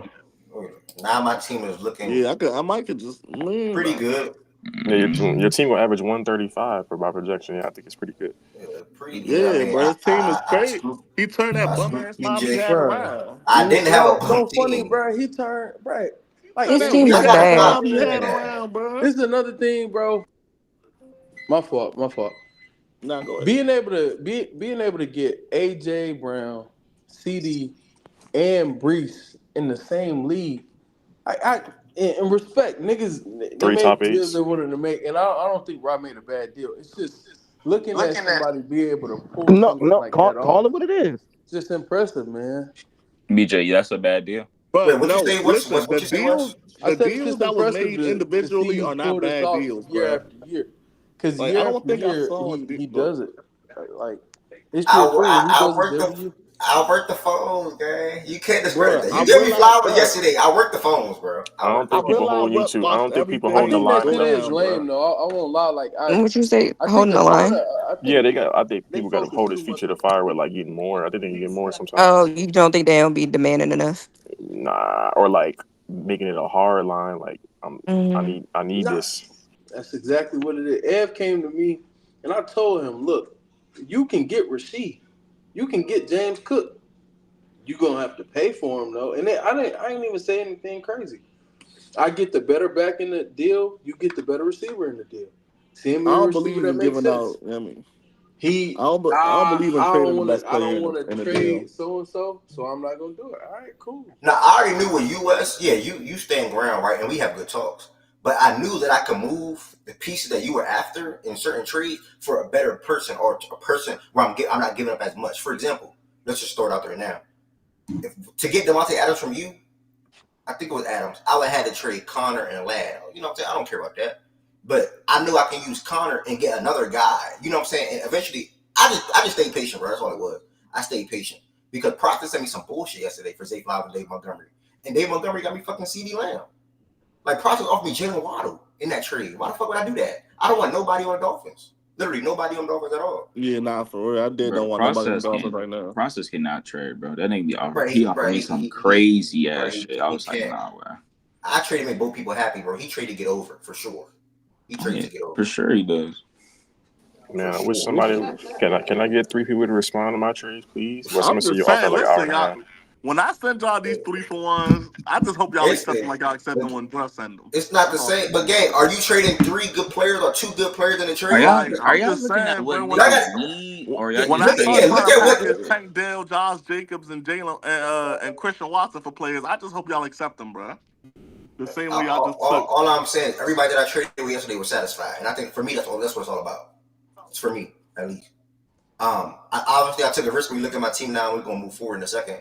You know, I have Jordan Mason. You ain't got no depth, but I mean, bro, I don't know why they keep trying to make that something that matters. Nah, He don't need no fucking depth. He got 130 points a night. It's no risk, bro. Trust me. You can trade one of them receivers for a running back like that, bro. Yeah, I can trade. Yeah, exactly. I don't know. Y'all killing me with the depth word. Y'all acting like this is Madden where this nigga just gotta throw the ball to him. Like that nigga. Jordan, Kenneth Walker for Isaiah Likely. That depth you're worried about. I'm not gonna do that, bro. We can do Zach Moss and Isaiah Likely. Zach Moss and Isaiah Likely for Alvin Kamara, Kenneth Walker. Okay, Sam. Bro, you crazy. This nigga crazy, dog. I'm about to send you a Kenneth Walker trade, though. You said what? When I send, I'm saying just like West just like in the beginning of the year where like Shaggy said, I'm fucked if like one of my running backs get injured. It's the same for Ev now. He's fucked. He can just flip one of his receivers. That is true, but it's also something to be said for.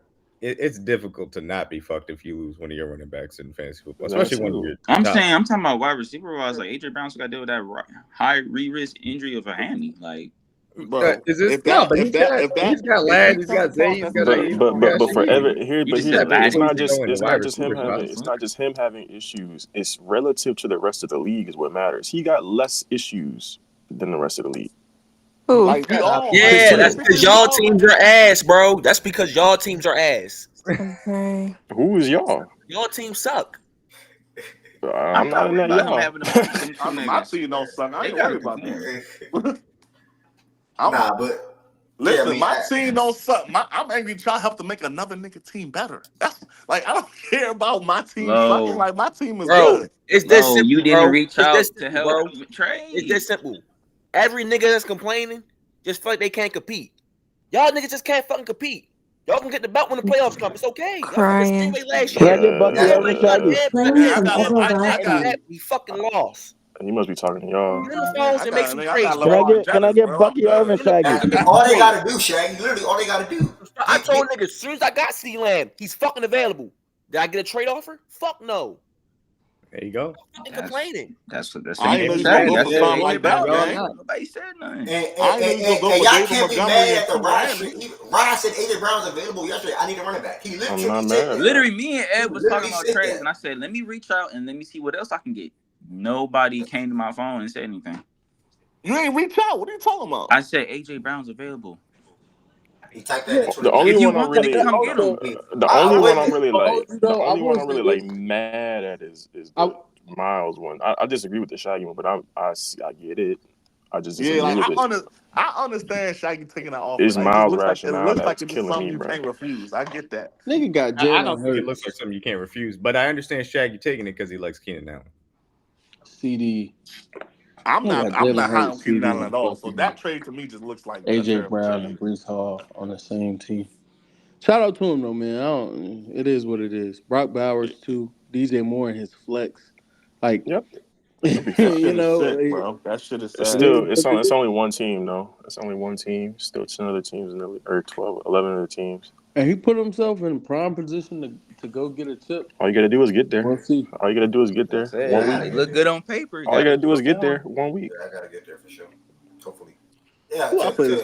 After the trades, I took advantage of signing T.J. Hawkinson, put him in my IR spot for everybody, and then Tyler Lockett with a free grab, and then Chase Brown with a free grab as well. So that's what I did after my trade and a wire. I like my 3 moves that I made last night, and now I'll proceed. If I need to make a move at running back, I have the pieces to do so. Shaggy, can I get Bucky Irvin, please? And Shaheed or Ladd or Ayuk or Zay. No. Hey, quick question since we are talking fantasy. All right, that's what I'm saying, Byron. There's too many voices. I'm not playing. I swear, we doing this shit every day. Next year, I'm not playing this shit no more, Byron. Like, damn, if niggas competing or bitching. Like, stop bitching and compete. The fuck? That man better win every day. Outside voices, niggas in the league complaining. I'm getting tired of this shit. Put y'all fucking money up. Y'all want to up the pot? If y'all want to do all this bitch, can we up the pot right the fuck now? Put another 50. Yes, I'm with. Yes, absolutely. Yes, absolutely. So fast, nigga. 112 man winner take all. Yes, I'm with. 112 winner take all. We do that. Some niggas gotta make some more moves because them teams not gonna compete. In fairness, the only reason this is a conversation though is because a nigga brought it to the stage. Like, I'm about to say, Ev that ass made this a segment. It's not like anybody in the league brought it to the top of Ev. Like, Ev wanted to do a recap on it, tell everybody, I acquired these players, update people on what has been going on. It's not like the participants in the league came to facts and stats and was like, man, these niggas in the league bogus, blah blah blah. So, exactly. But I say Ev that ass started the show today and said this was gonna be a segment. Yeah, it's a fun segment though. To be fair. Wait, I thought it was supposed to be like a general fantasy segment. Fantasy football. I said fact and stats fantasy league. Fact and stats fantasy league, and in general fantasy football questions or waiver wire, whatever the case may be. That's this segment every Wednesday or Tuesday. But yeah, man, and I'm gonna go ahead and pick my matchup of the week real quick. Just want to give y'all an update of the league real quick. First, I'm about to beat the brakes off Meech this week. Oh my god! Let me highlight some teams. We have Jordan Woods, who is 3-0. He's in the building. We're gonna take a quick pit stop at his team real quick. I think he made about 1 or 2 moves this year. I still like his mob overall. Josh Allen injury holding me back, bro. For sure. London MPJ haven't had a 10-point game yet this season. Crazy. Yeah, I'm not gonna lie to y'all. It's looking very slow for MPJ right now. Process jazzed him up to me this year, bro. They got Mark Andrews projected at 7.7. I never seen him below 10. That's crazy. Yeah, I mean that's crazy. I prioritize Mark Andrews in a few leagues. I'm legit, like I'm starting Cole Kmet over him in a few leagues. I'm definitely starting Likely over him in a few leagues that I did. Bro, BJ team was ass. I think he'll have some good games where like nah, it's not where you drafted. Bro, what the fuck do you want me to do when 2 of my picks are damn near done for half the year? What the fuck you want me to do? Yeah, but realistically, bro, Kenneth Walker wouldn't have made this team no. Like, what the fuck you want me to do? Kenneth Walker. Yeah, bro, you're chatting. That's cap. That's cap. What, nigga? This nigga's saying anything. Chill on Kenneth Walker, gang. Yes, I would have had. Yes, nigga, I would have had Chubb, Debo, and fucking Kenneth Walker. What the fuck you talking about? Nah, Chubb was already. Shut up. Fuck the Chubb shit. You drafted him. The Kenneth Walker shit, nigga. Who drafted Nick Chubb and what round? That's easy. You should draft Chubb. Stash him. It's just Kenneth Walker got hurt. That's why I said which round. 6th or 7th round. He drafted him like round 8, but it still doesn't matter. Like he dropped him 679. Oh, why does he keep acting like Chubb is his second running back? Nah, yeah, that's why I said that shit don't matter. Like he chatting. Yeah, I'm like he's not your second running back. It shouldn't matter. He traded Jonathan Taylor and Lamar for AK, and he shouldn't have done that. Oh no, I love AK. Wouldn't have done that. Who's your fucking quarterback? Jonathan Taylor, the top 5 fantasy running back. For the rest of the season, I think because I look at these stuff from people articles on that type of stuff, but I think it's Saquon, Breece, Bijan, Taylor, and Gibbs.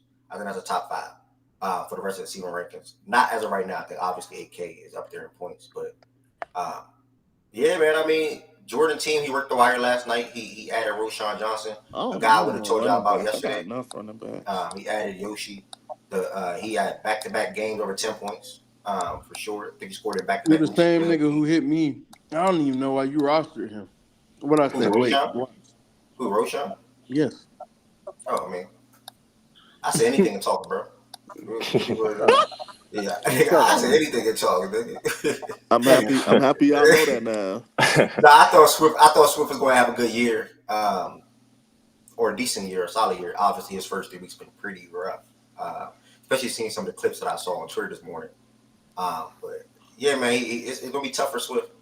I think I would still roster Swift personally, but it's gonna be tough for Swift.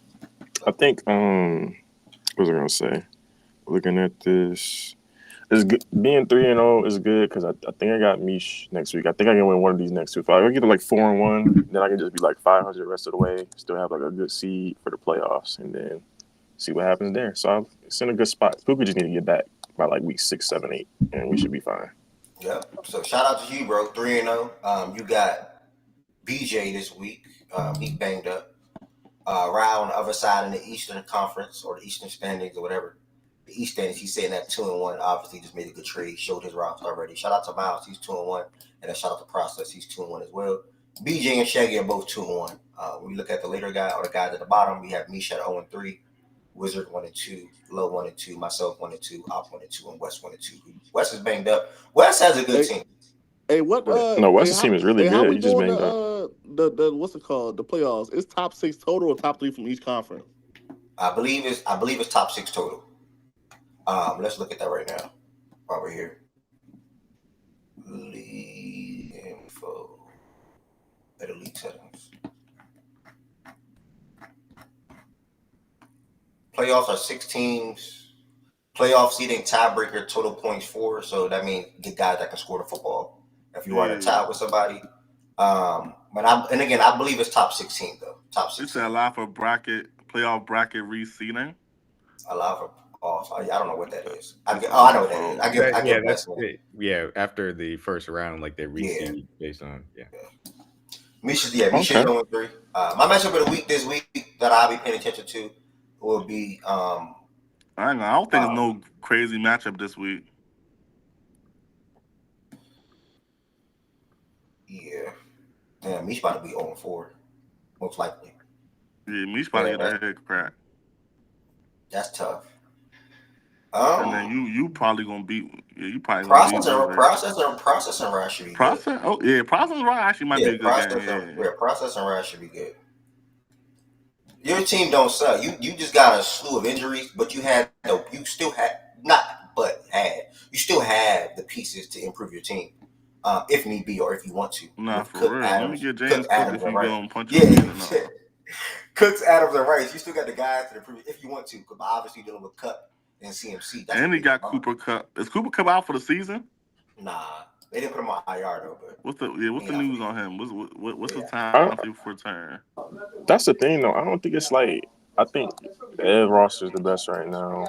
I personally got me second, but I think it's like me, Shaggy, and maybe another team. But like once you get to like 4 through whatever the rest, it's a crapshoot. So like you just gotta, and then even us second and third is not nothing crazy. So I think the F team still gotta play. So yeah, exactly.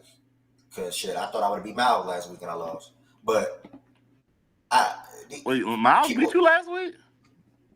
Yeah, he beat me. I had a bad week. Bowers and IU, they was on some bullshit. Yeah, that's how so I'm done playing around with fuck niggas. Give me the top guys. I'm not fucking around no more.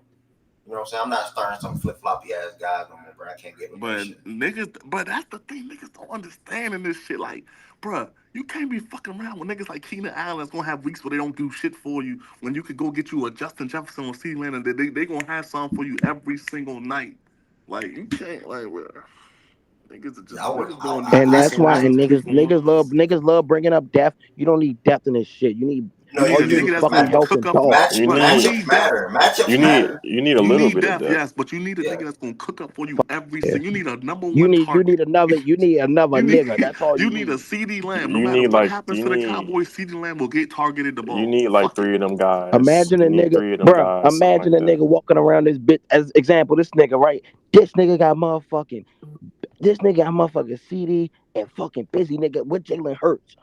Man, if that nigga go get fucking Saquon. The fuck you need depth for? You don't need that shit.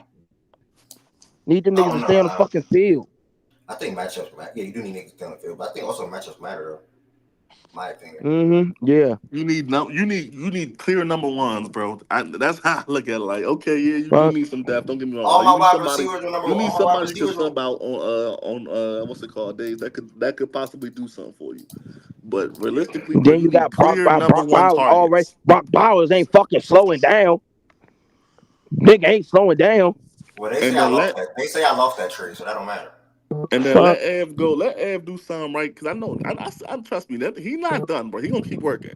He gonna then go package IU or Zay Flowers with Tyler Lockett, because I know what he do. He can pick up Tyler Lockett. He can package him in somebody nice or Lam McConkey. He gonna go get another. He gonna go get like I told you, like a motherfucker Saquon Barkley level fucking player. I'm trying to tell you, but it's okay though. I'm saying, hey, fuck it, okay. I told y'all my season was over week 2. I'll be jazzing anything. Week 2. Like Shaggy you said, still right there. Like Shaggy said, if you in here crying, bitching, whatever, just go work the phone. Improve your team. That's all you got to do. Go improve y'all team, bro. It's not hard. Everybody in here is willing to trade. That's a fact. This is the league for everybody. Only person that's hard to get in talks with is Op. I don't even know Op trading, but Op is hard to trade with. Op has not been in no trades. I don't even know he's been in talks. He's hard to trade with. He hit me for talks. It just was a little. Miles is easy going. Let me see. Let me try to hit him up right now. I'm about to DM him on Twitter to see if he'll respond to me. Low is a little easy going, sort of kind of. Shaq not hard to trade. I'm a trader, bro. I just don't take shit like 2-for-1s and 3-for-1s. Niggas gotta stop taking shit like that, bro. Like, I gotta. Never mind, bro. Stop taking what betters their team though. Stop taking what betters. And just accept this one that I'm about to send to y'all. All I'm saying is this league is not hard, but people in here is not hard to trade with, in my opinion. Hey, Ryan, I'm about to send you something right now for Travis Etienne. You better not tax me. He is buns. That niggas think Travis Etienne gonna pick up. Yeah, fucking that's right. That's an awful way to start a trade negotiation. Yeah, what the fuck? Okay, so I gotta watch out for you. You gonna hit me and say, "Oh yeah, CD ass. Let me get him though." Like, oh, DJ Moore ass. He got Caleb Williams. They struggling offensively. Let me get him though. That's what you gonna do, Hollow?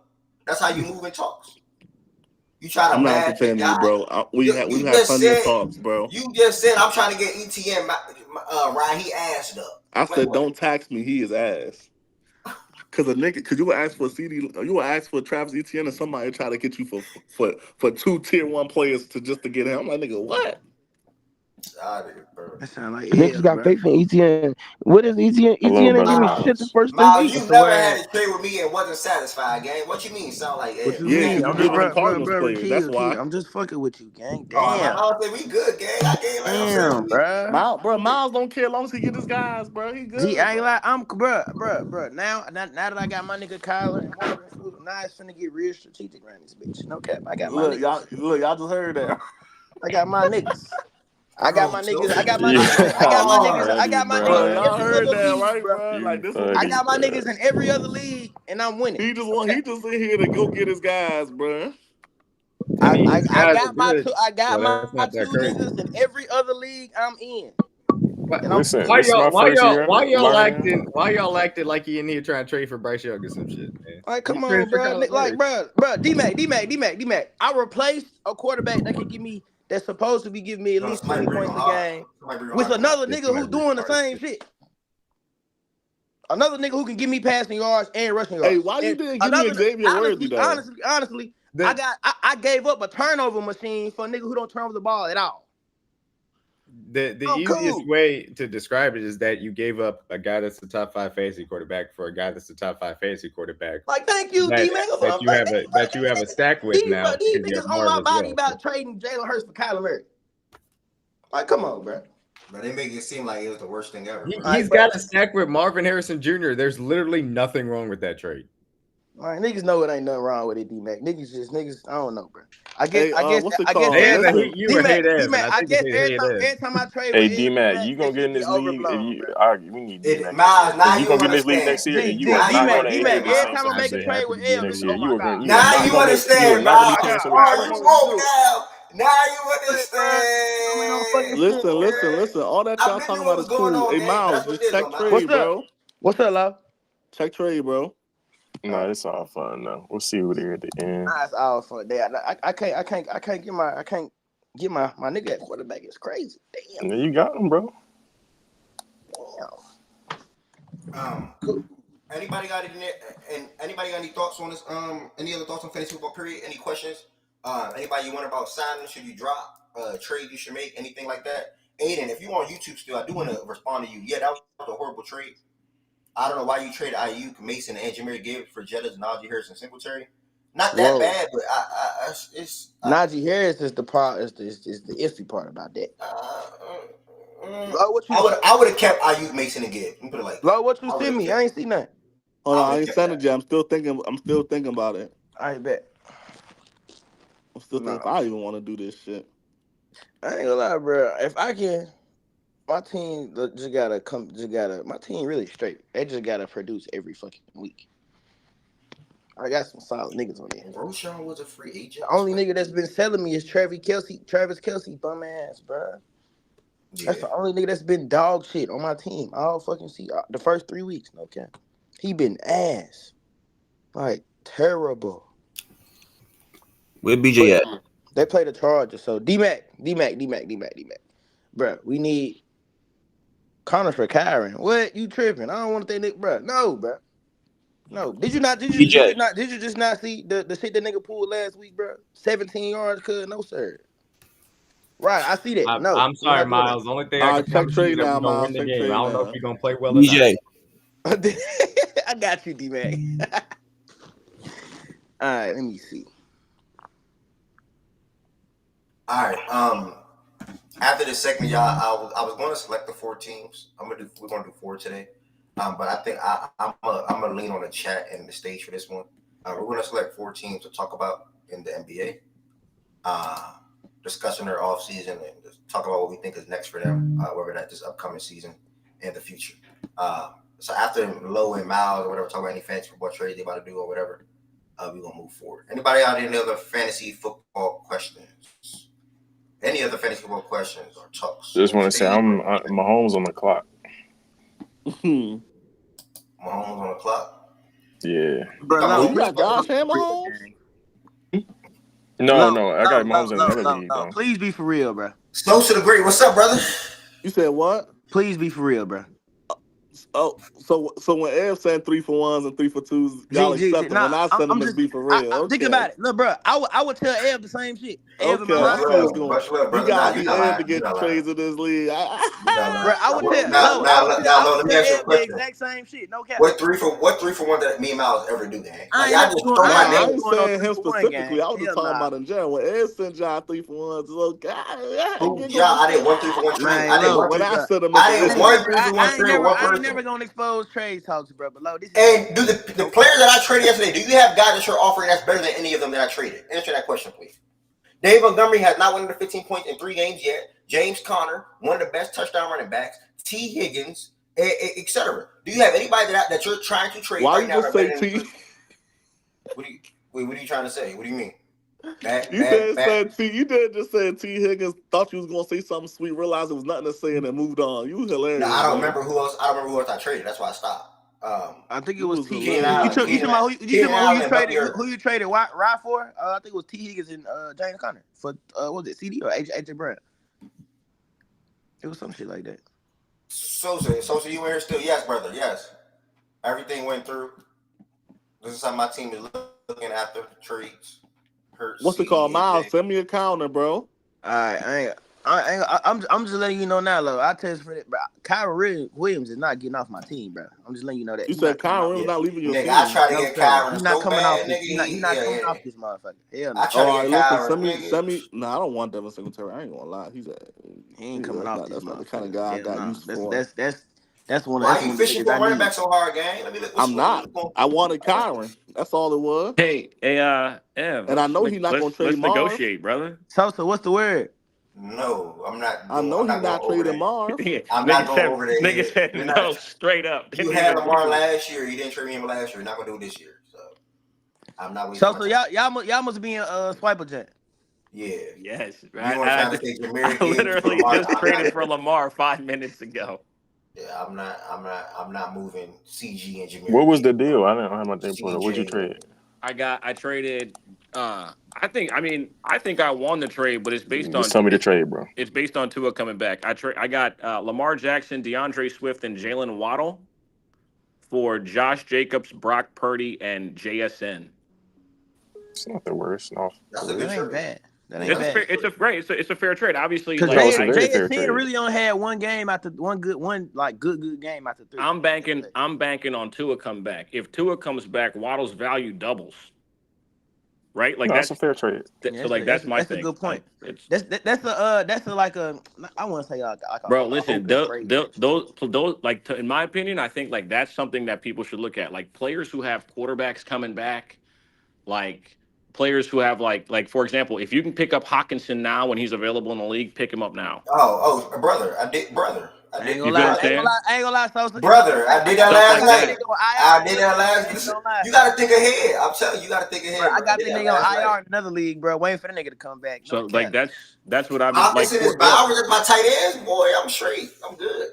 Because then listen, they'll fill a flex spot immediately. Like that's the thing too. Like I don't mind having 2 tight ends that are startable. If they're like top 6 or 7 at the position, I wouldn't mind having 2 tight ends on the team because you can start one in a flex and basically give yourself an advantage every week. I never rostered 2 tight ends, but I seen an opportunity to get TJ last night. I knew nobody else would have been on it. Stash it for 2 weeks. I'm good. AJ Brown's coming back. I think if he don't play this week, obviously I don't think so because after next week he probably come back next week.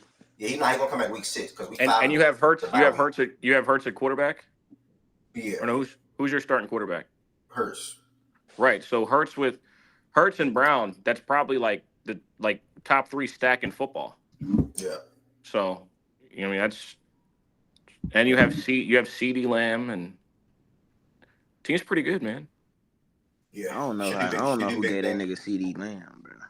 Should do big thing. And again, anybody that's in the league, I'm still working the phone. I'm still willing to trade. Don't get that twisted. And I'm still willing to trade anybody outside of Brees Hall, obviously. And I'm not trading one of these guys. I'll be lying. CeeDee Lamb and AJ Brown not getting traded. And we'll move forward. But any other fantasy last pit stop? I'm gonna read the room. If I feel like the room is not feeling NBA, I'm gonna get up out of here and play the game. Go to the gym. You getting on NCAA or 2K, bro? We can run NCAA first, and then I get on 2K. It don't matter. I don't think there's any more fantasy questions or talks. Meek better make a move. I agree. I think she. Oh God, her team ass. I think she's going to trade soon. She was in talks with me yesterday too. I want to teach. She's team not hard. Dead terrible. She got Jawan Dennis in the flex. No, that's not bad. Jazz in the flex is not bad. Again, her biggest issue is just she drafted Mitchell, Corum, Leggett, McMillan. She drafted all these guys. These rookies. Yeah, too. I don't like that route personally, but it is what it is. It's just hard to look at. But yeah. News around NBA. If you want to hear, you want to talk about a trade has been completed. Put that through, please.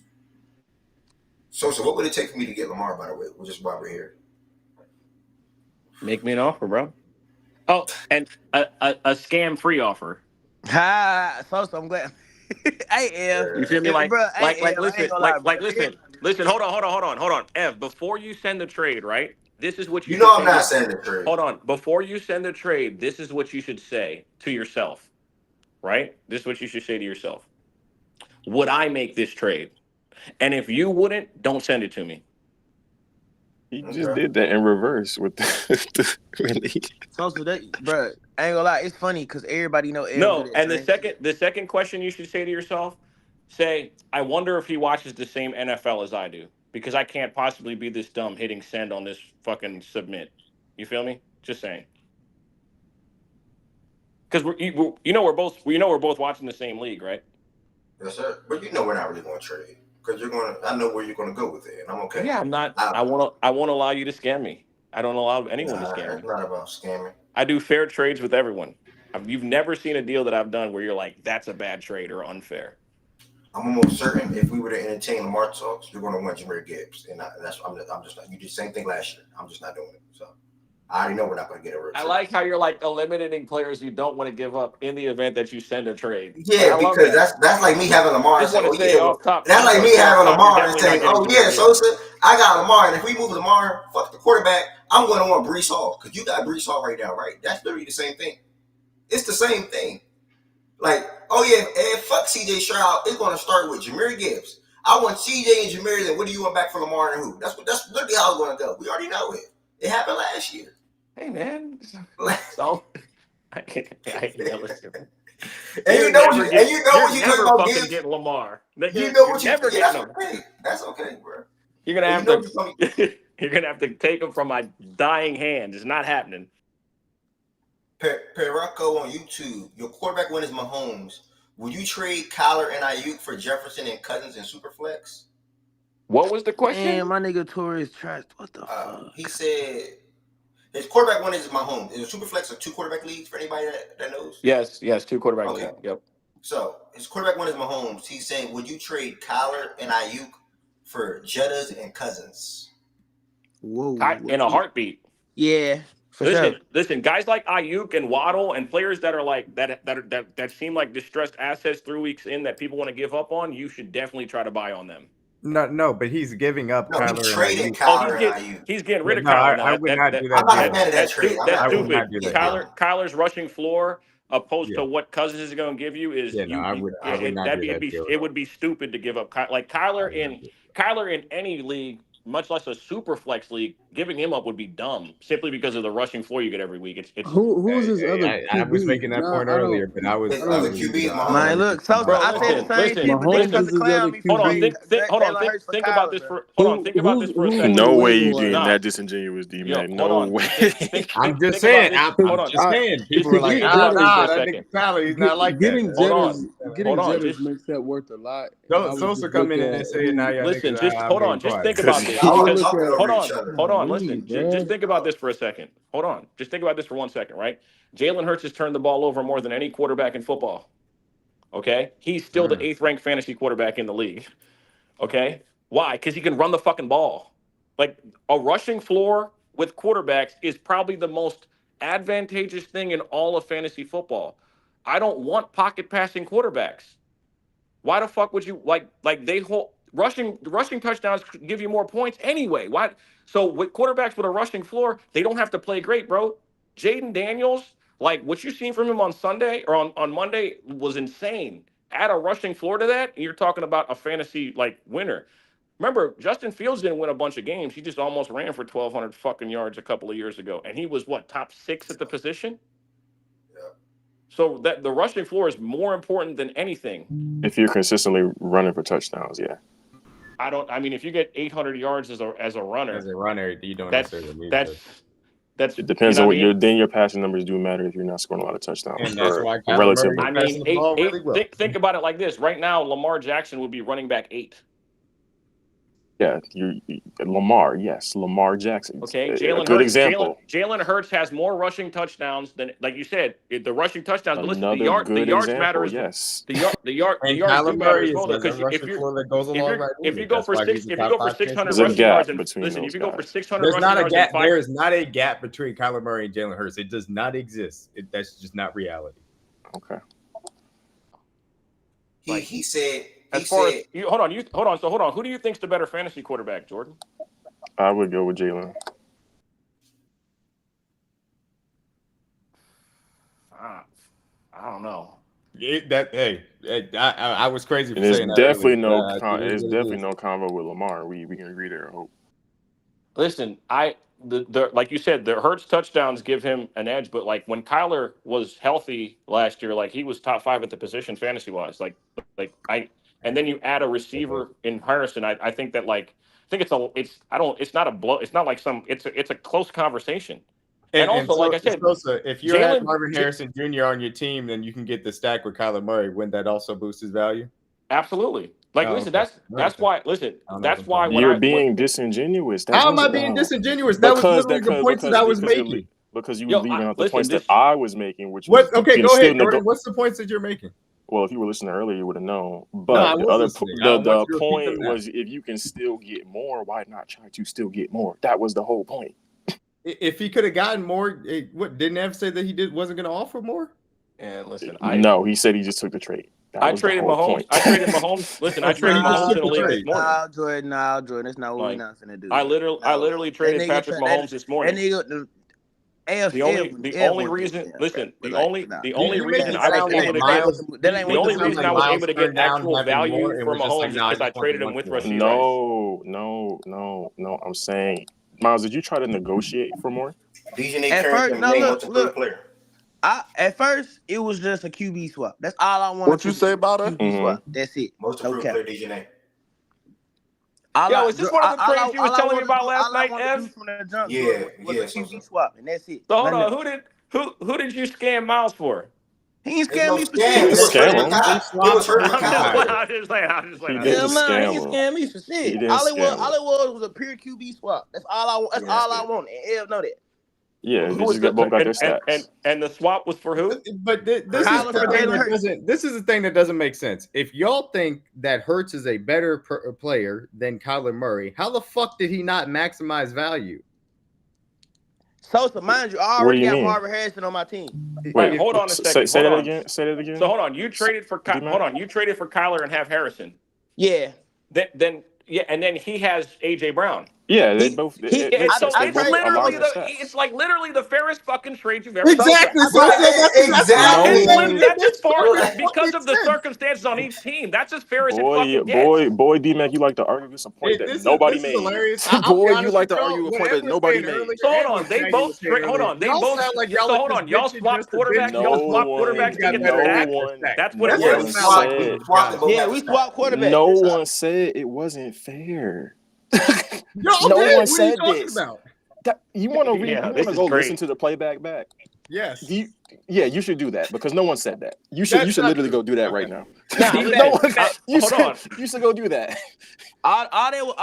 They was trying to say I should have got more with Kyler. I didn't want more with Kyler. So inherently, you're saying that it's not fair if you're saying that you should have gotten more. That's not what that means at all. That is inherently. That's not. No, it's not. You should go look up English. That's not what that means. Again, so you're saying that this trade was fair, but he should have gotten more. Why should he have gotten try to? Yes, that's it. That's literally it. Listen, I'm not. Why should he have gotten more? Because y'all wanted him to get more. I hear what Jordan's saying. Like you always try. You always listen. That's what I would have done. Listen, I traded Mahomes this morning.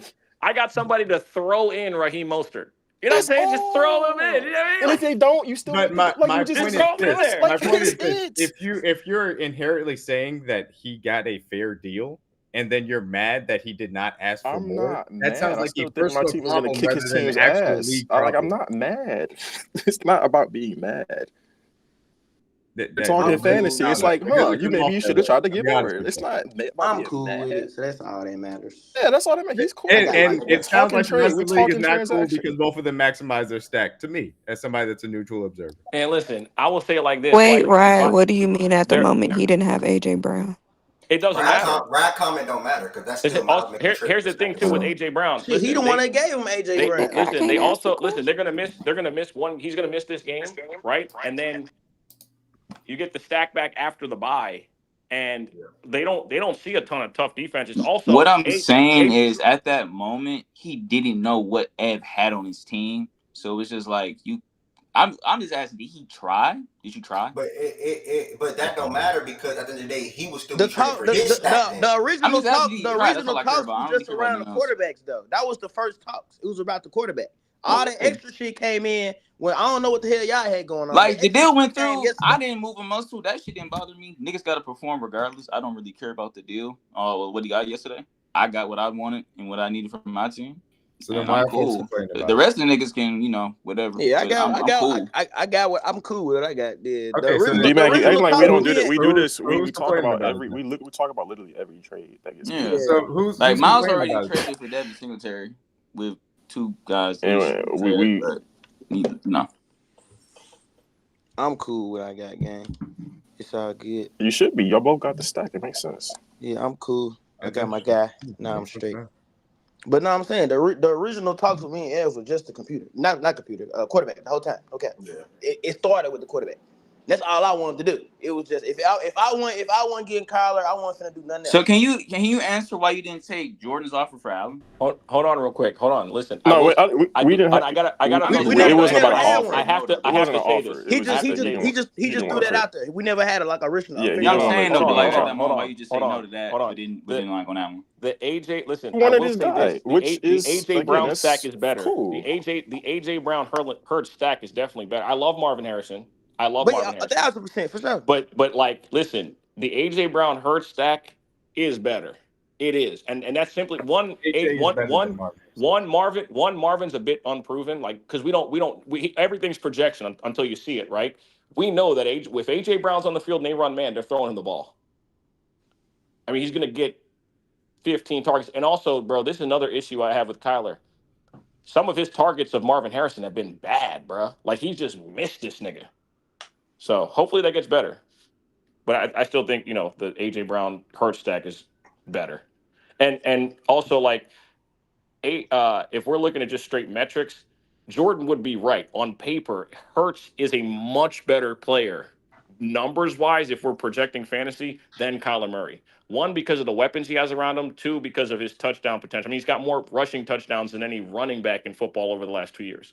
So from that standpoint, Jordan's 100% right. If we're talking from a pure value standpoint, Hurts is better. The only thing is now what people are looking at is with Hurts, you're thinking Saquon will take a lot of his thunder. But my thing is this. Right. He's turned the ball over more than any quarterback, and he's still top 8 at the position, which means when he gets A.J. Brown back, it doesn't matter if Saquon's there. They'll put up 30, and everybody will eat every week.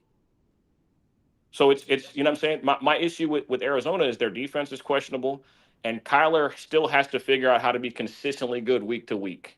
He has not figured that out yet. He hasn't been that since right before Kingsbury left, when they started off the season good and he played well. He hasn't had continued success. It's been very inconsistent play from Kyler Murray. It has. And the upside will always be there, but we got to be honest. You're articulating what I didn't have the energy to, so thank you. So it's basically they can be in the same tier, but you can have guys that are close to each other, but one still be clearly better. And in that situation, I might try to negotiate for more. That's it. It's literally all I said about that trade. Yeah, I mean, I don't think that's crazy. I would have listen. If I would have tried to maybe throw something in, but again, I understand the vision. Because with Kyler, having Kyler and Harrison together, and then having AJ and Hurts together, you're thinking, hey, they could be relatively close come year end, and the trade be a complete draw. Because I've done deals like that too, where it's like I try to get more, other guy says no. I'm like, you know what? I just did deal that Olave deal earlier this year in Swipers League that I did. That was literally what happened. I was like, okay, let me try to see if I can get a little bit more. I just say, you know what? I'm gonna just take the original deal. It's all about process for me. It's just about the process. I was just wondering if you went through the process. It was an open question for me. I had, and listen, in one league this morning, I had the Rashee Rice Mahomes stack, and I had the AJ Brown Hurts stack.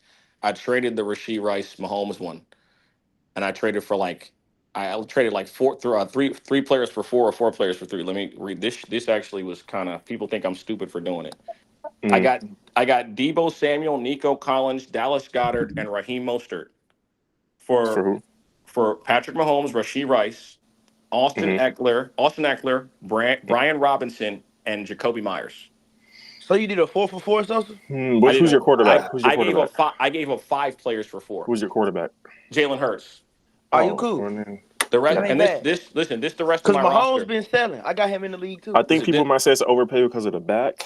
But yeah, but this is why I did it. I got Jalen Hurts, Aaron Jones, Raheem Mostert is one of my running backs, AJ Brown, Nico Collins, Deebo Samuel when they're all healthy, Goddard as my other tight end, and I have Pitts. So I have double tight ends now, and on the bench I got Jalen Warren and Ty Chandler. But I went all in on having 4 number 1 receivers for a PPR league. It sounds fine. Yeah, and that's the other thing. When you and that's the thing right there. The record that you're trading from also matters too. Like if you're 3-0 and you can look at the landscape and say, you know what, even if I, lose a few weeks here or there. If you're 3-0, go get distressed assets. That's what go get a Jalen Waddle. Go get a Jalen Waddle. Go get a Deebo Samuel. Go get players that when they come back, their floor is 14 points a week. I'm in this situation in Eversley right now with 2 favorable matchups in the next couple of weeks, and it's like, okay, even if I struggle down the stretch, I should still be top 3 maybe if I win these next 2 weeks. Yeah. So it's like I'm also buying on Sam Laporta. I think people are like, yeah, they way overreacting on him. Yeah, listen, I'm buying on Sam Laporta. If anybody's trying to give him, if you watched last week, try to get him. See. You saw last week that they opened the playbook up with him. Like he's fine. Sam is fine. It's just that every time he gets hit, he goes to the cart, which is kind of scary. Yeah, he got carted off twice in games and came right back. Yeah. I knew it wasn't anything last week, just because I think Arizona's one of them stadiums where to walk. I never seen that shit. Bro, Jordan, you had me tripping with that. It's a long walk shit, bro. No, I was dead, and it was true. I was dead ass. Just it is a long game. For certain injuries, it's if it's a borderline injury, we just cart you. It might not even be that serious, but we cart you. Yeah, but when you see that alert, what's the field in Arizona? Oh, the alert. When you see the alert, so and so's been carted off. You're like, fuck, it's over. Bro, Jordan, y'all had players dropping like flies Sunday, bro. No cap, dropping. Even though Laporta won a big injury, I had a couple folks get hurt this past Sunday. Perico, are you here on YouTube still, by the way? I'm cool, man. Let's see who I got in this couple weeks tonight. Shit. Yeah. I got Op and Rye, and then low week 6. We gonna see who team really straight once some bye weeks start to come around. Oh yeah, nah. Thank God I can start Justin Fields. Once some bye weeks come around, niggas gonna be scrambling. No cap. Scrambling to get your field, scrambling to make moves just for 1 week. Yeah. That's where you gotta stack that record early, bro. I swear. You gotta stack the record I'm trying to tell you, bro. I learned that shit the hard way too many years, Joy. You gotta stack wins early before them bye weeks hit. Early. Them bye weeks will fuck you up. Folks get hurt and bye weeks come, it's raps. We should everybody. 10 teams. I don't know if he's in here on YouTube still. Everybody that's in the playback so far, thank you. Everybody watching on YouTube, thank you. I want to move the show. About 45 minutes or so remaining. Or up to, like that, up to 45 minutes or so remaining. I'm personally just going to chime in on a couple of NBA teams with my thoughts on our off season, which I believe is next. And anybody else want to chime in, feel free as well. One team I selected personally is the Wizards. I will allow the chat to select one team. If y'all want, I'll allow the stage to select one team as well. That's anybody on the stage if y'all want. And then I'll probably do the last team. It would be 4 teams today. Anybody in the chat, what team do y'all want to hear myself or others on the stage talk about as far as what's next for them this upcoming season and the future? Nah, they're too good. Thunder's too early. Nah, that's too early, y'all. That's day 1. We don't want to do that. This is a long this is going to like October 18th, 17th. Give me a middle of the pack team. I said the Lakers. No, I'm just joking. Magic. The Magic. That's a good I'll one. do Magic. Wizards, Magic. Or the Cavs. Magic I need two Western Conference teams now. Wizards and Magic, now 2 Western Conference teams. You got a team on the stage, Jordan? Too early. So you need 2 West teams? Yeah, too early. The Pelicans. I was gonna say the Kings. Kings or Pelicans, one of them. Yeah, Kings and the Pels. Like, what we doing? Middle of the pack teams? Middle of the pack bum ass teams. Wizards, Magic. I'll go Pelicans. Jordan, you gotta echo. No, sorry, I was editing something. OJB said Memphis. And I'm gonna say, nah, not Memphis. Too early. Y'all want to get right to a damn good team. OJB, we are not middle of the pack, my nigga. Respect us. Yeah. The hell? The 4 would be, or going to be, as Crazy Z Farmers came up, would be the Wizards, Magic, Pelicans, and Jazz. Want to get the Jazz out the way. Want to get the Wizards out the way. And then I think the next worst team in the league would be like the Blazers. The Jazz. Do you think the Jazz are going to be bad? Like, again, relative to their conference, they're not going to be a top 12 team. No, I think they can make the play-in as an under 500 record. I'm not saying they're not that bad of a team. Yeah, I just tremendously disagree with you. If you think the Jazz are making a play-in, what's your play-in teams? My play-in teams is probably going to be Utah. How many is 4 play-in teams, Ev? Yeah. I got Utah as 1. I say Houston gets in. It'll be Houston, Sacramento, and New Orleans. Who's your 1 through 6? My 1 through 6, in no particular order, it'll be Nuggets, Lakers, Memphis, Clippers, Minnesota, Dallas. So Memphis not making the playoffs. Thunder not making the playoffs. He didn't say the Thunder. He didn't say the Thunder at all. Or Memphis. They're not making the playoffs. The Suns not making the playoffs. You see, you realize what you just did there. Right? You can't reverse engineer some tape. It's just like there's no way the Utah Jazz make the playoffs or play in. Respectfully, that's not. I'm just being honest. So I wanted you to name the team so you can see. So like tomorrow, for example, if we get to like when we're previewing an NFL game and after the game, I'm thinking of like the Blazers, the Raptors, to get those 2 teams out the way, because relative to their conference, they're not going to make it. I get what you're saying. They're not going to be top 12. what are we doing, by the way? So I'm labeling it as like what's next. Basically, what do you believe is next for this franchise?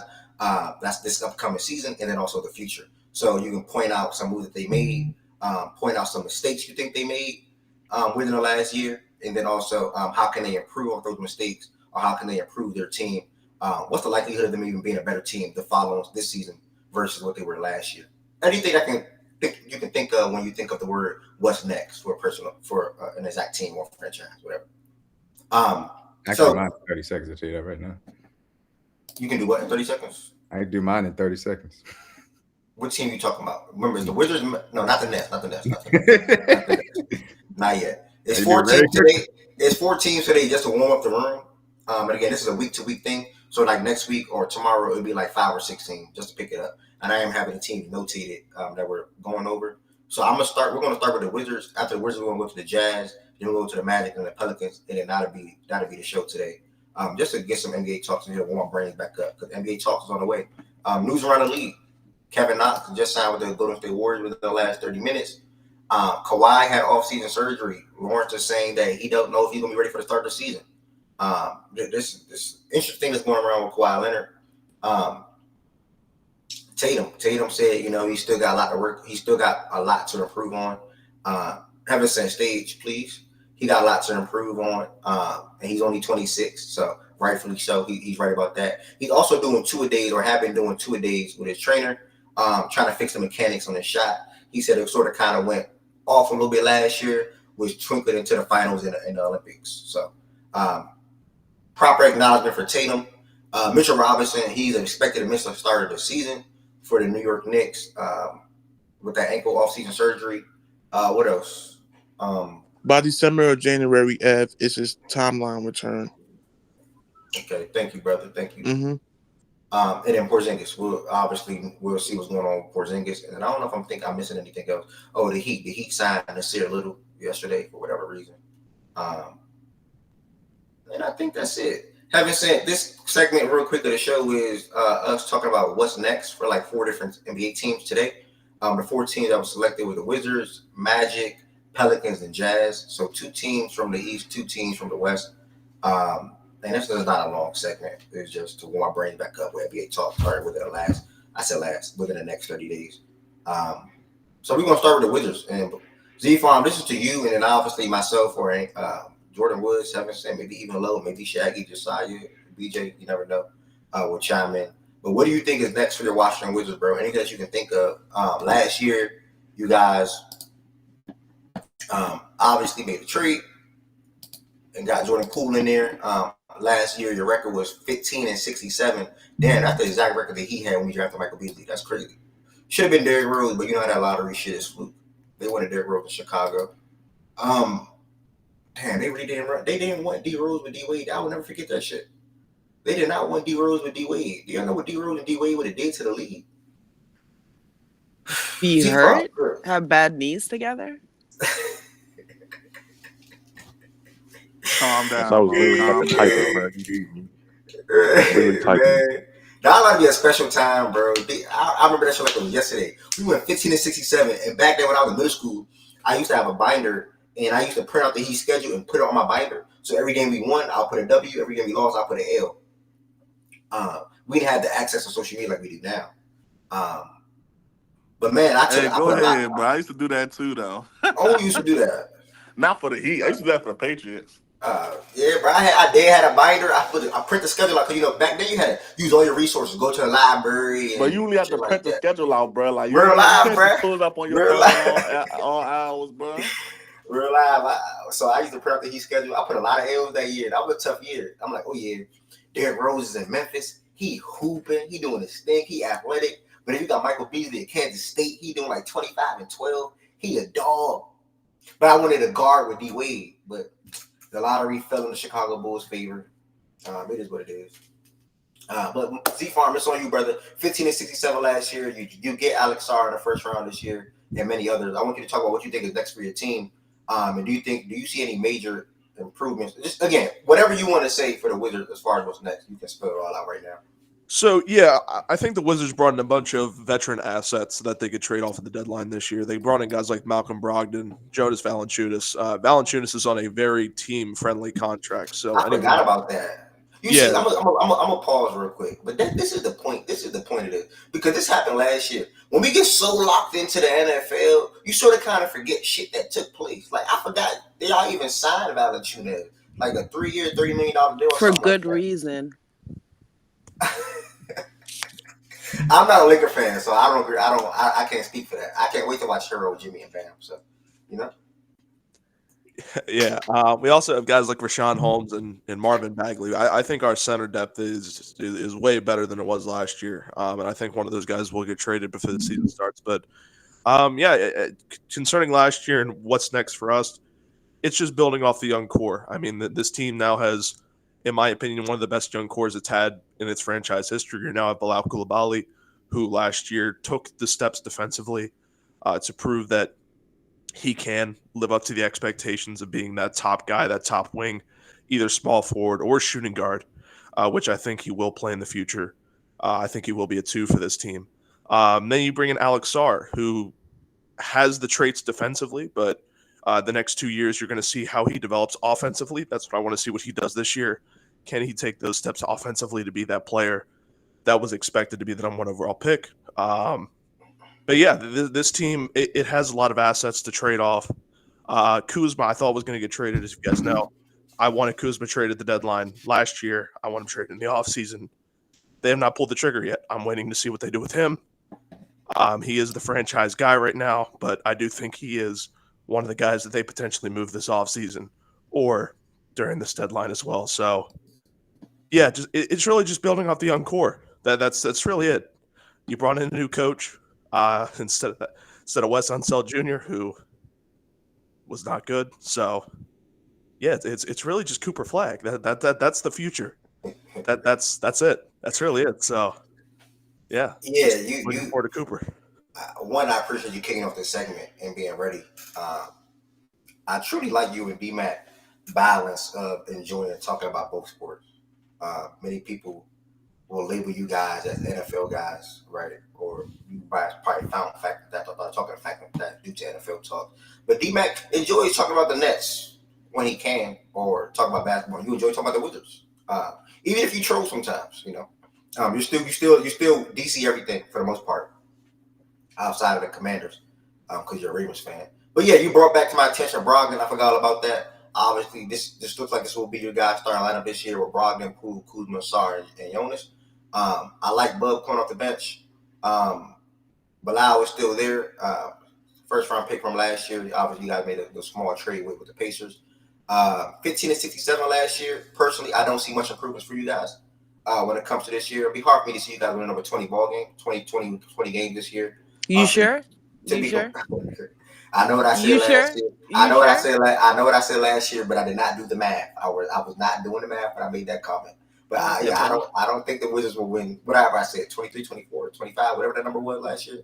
I don't think they'll win. But didn't you spend 2 hours arguing that? Yeah, bro. But you know how Heaven said it is. I know y'all just be arguing in here for fun. You know how Heaven said it is. Listen, the way they're going, I like right. What do you mean? Do you know how Heaven said it is? Listen, I like it for 19 I get it. She was. What was he wrong?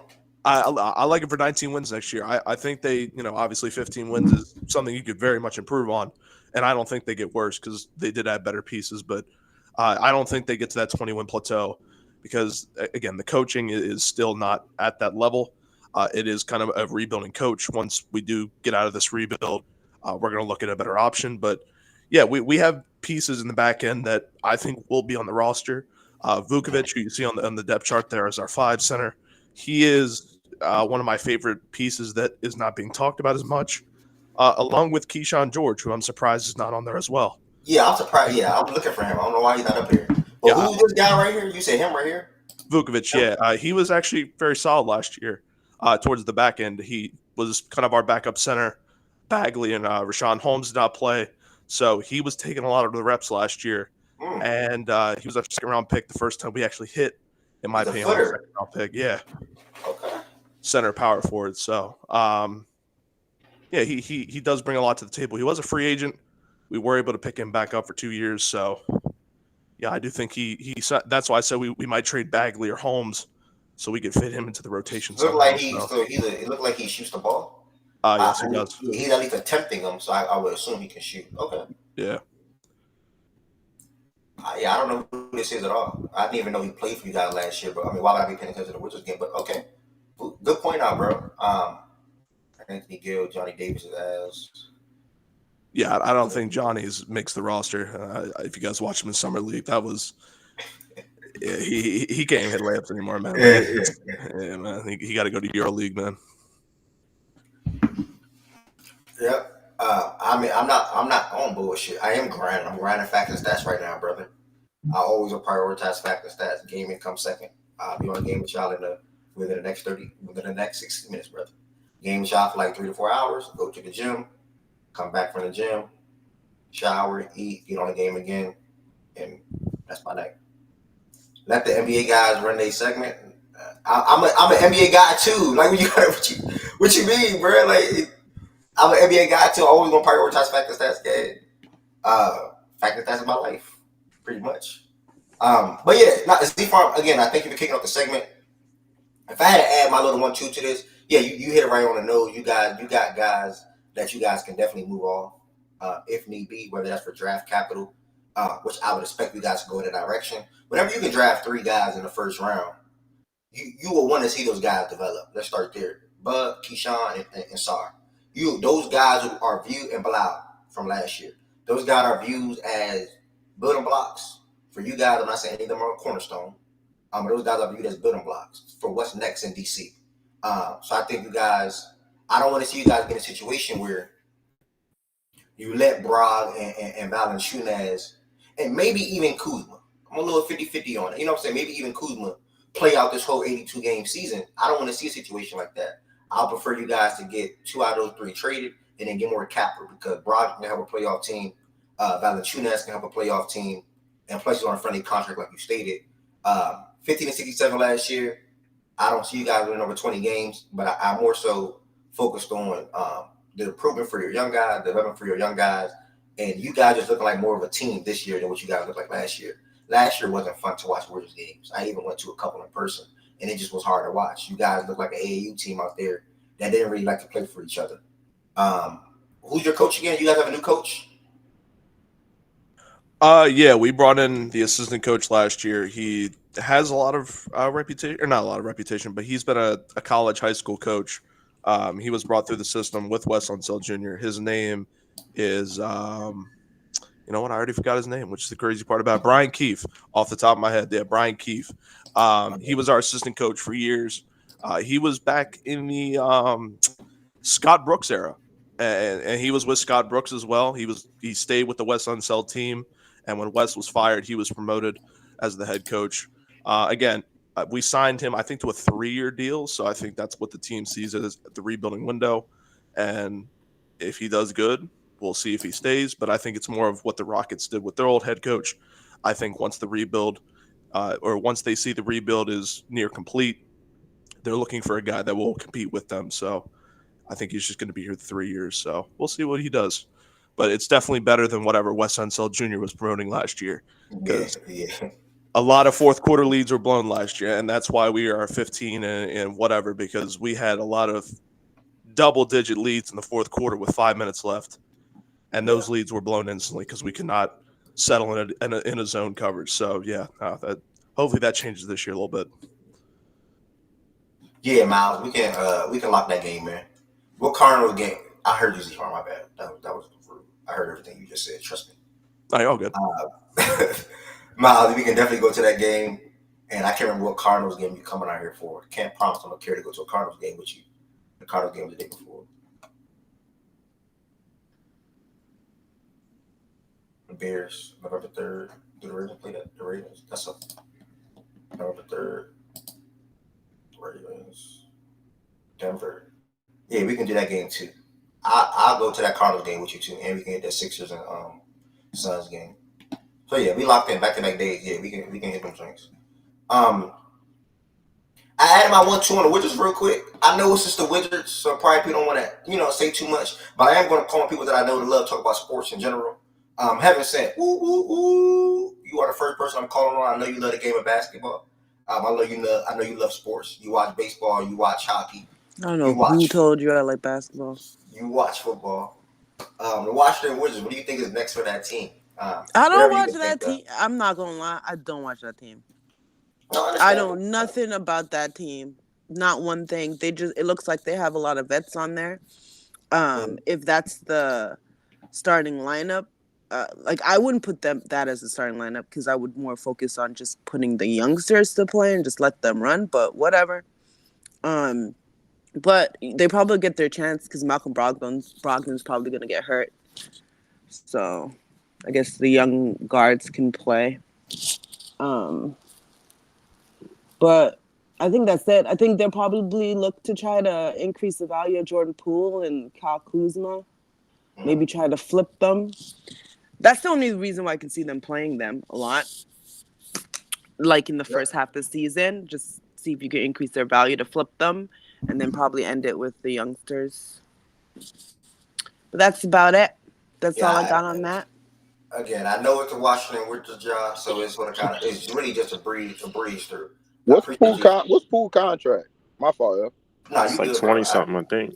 It's a big ass contract that the Golden State Warriors gave them because they won a championship. If he got the contract, 4 years, 120. Should he have like 3 years left? I think it's you like talking about Poole? You said Poole or Poole? Yeah, he said Poole. Oh, Poole. He gets 4 years, 120, bro. That's what he signed for the Warriors. Yeah, so he makes 29 this year, season, and then 31 next year, and then 34, and then he's a free agent in 27. So, and Kuzma as well. Kuzma as a 23, he goes down after this year. So he was a front loaded contract. So he makes his contract is really good. He's gonna be that's a nice little trade piece right there. Yeah, in the next 2 years, especially because I think he makes 19 mil in 26, but I think he'll renegotiate by then. So Kuzma agent did that. Why did he do that?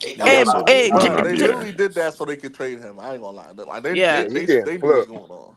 Remember when we had that convo, Ev, about Kuz? You gotta go memory. For no reason. What convo? That was a funny day because space is messed up. Space is messed up, and me, her, I think Jay Will was in there just talking like hours. Wild ass statement, What the hell? Wait, what'd I say? My fault. What you said to Wait, because you said that they should they should have let Kuz walk.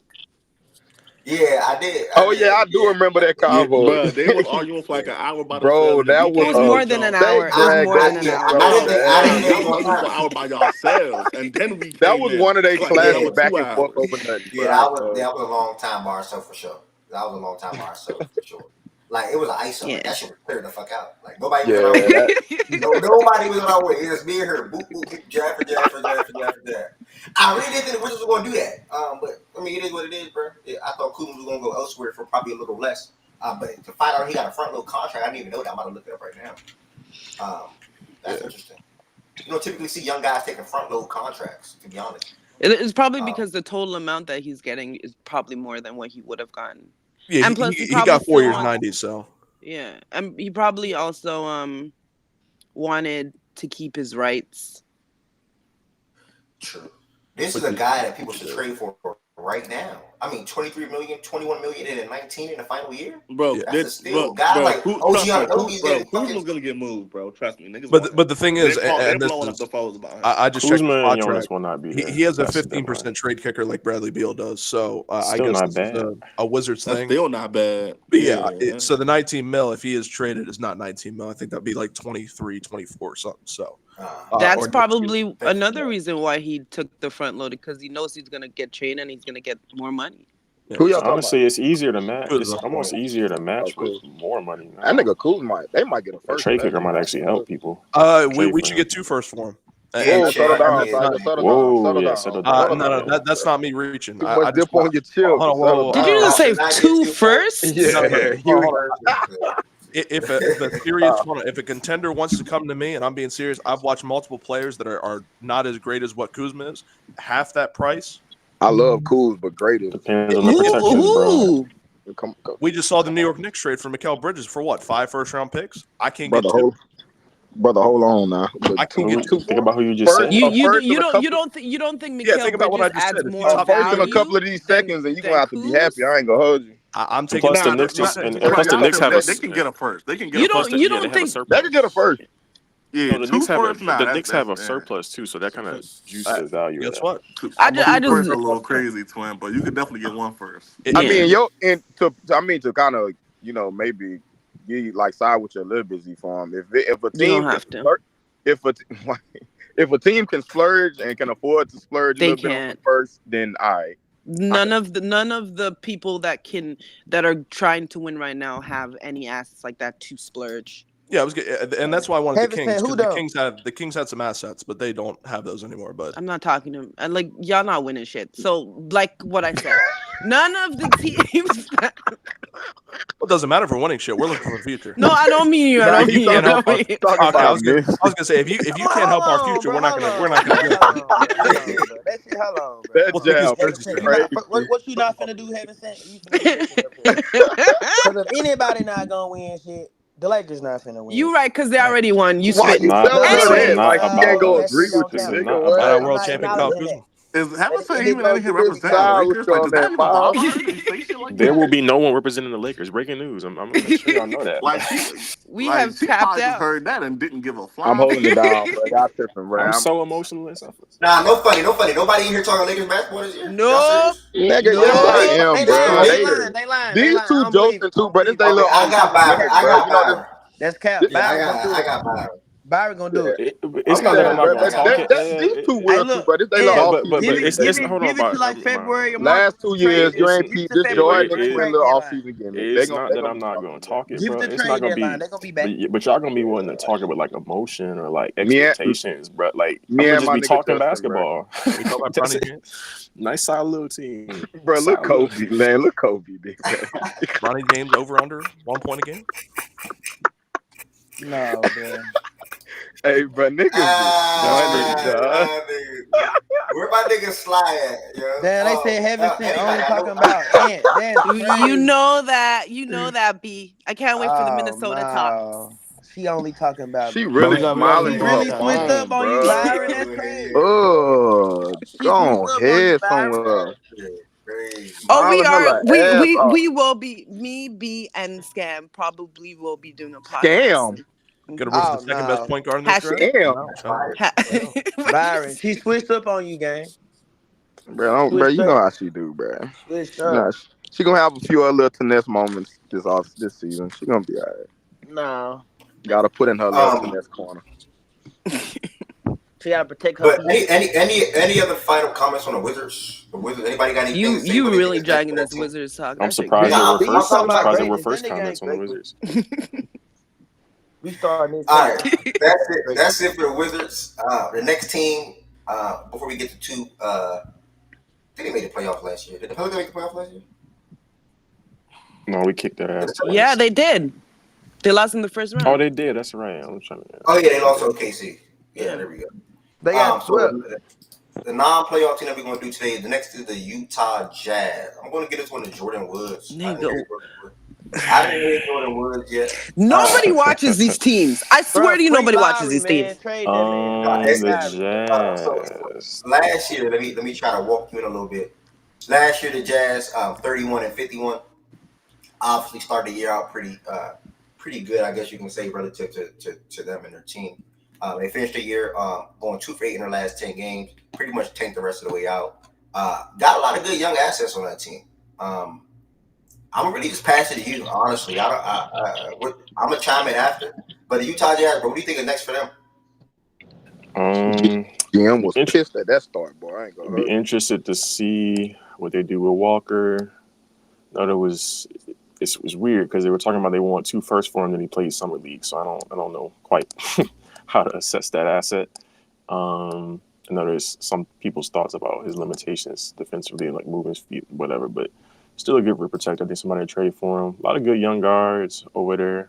I think they have a solid. I think they're missing another guy, and I think Cooper Flag can be that guy, or anybody in the top 5 of that draft next year. So it's going to be interesting because Laurie, I feel like they can win the same amount or around the same amount of games they did last year. It's just a matter of if that's going to be low enough to be in good lottery odds. So somebody like Laurie coming back, can they just get him on board for 1 year tanking? Like, it's a weird, like, he wanted to resign, he got his money, or it looks like he's going to get his money, right? Did he get paid already or no? Can't remember. I just know that.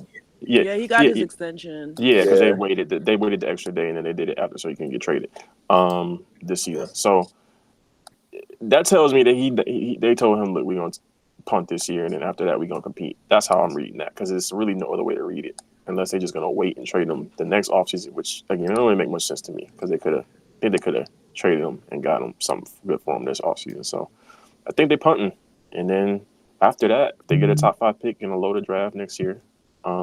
Probably one of the more loaded draft classes in the past 10, 15 years at the top 6, 7, 8. They can actually be good after that. They have good assets.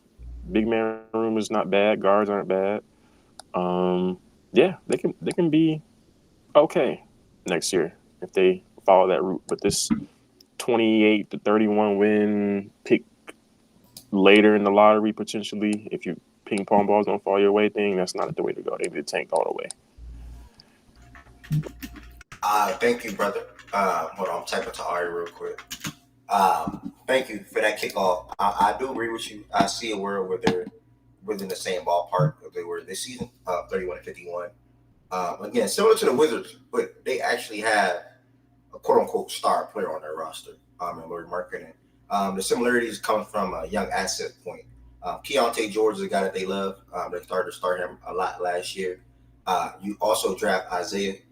They got caught. Yeah, one of the top point guards in the draft this past year.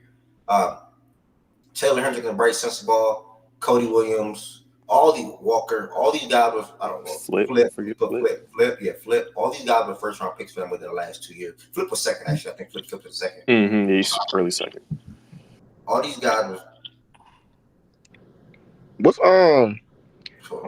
I keep forgetting niggas' contracts. What's John Collins' contract? He's up after, or he's got a club option after next year. I'm looking at it now. 26.58 this year. What's his number?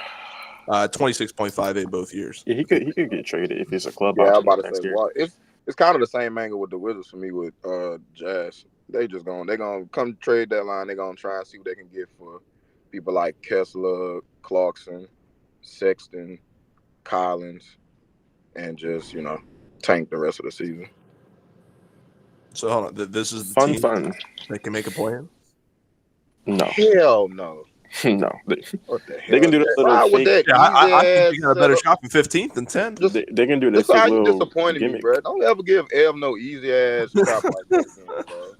Wait, what happened? That easy ass trap you set for Josiah earlier, bro. Don't. God, my nigga just walked into that. He walked right into that one. I thought he was gonna leave out the Lakers or something. He left out the.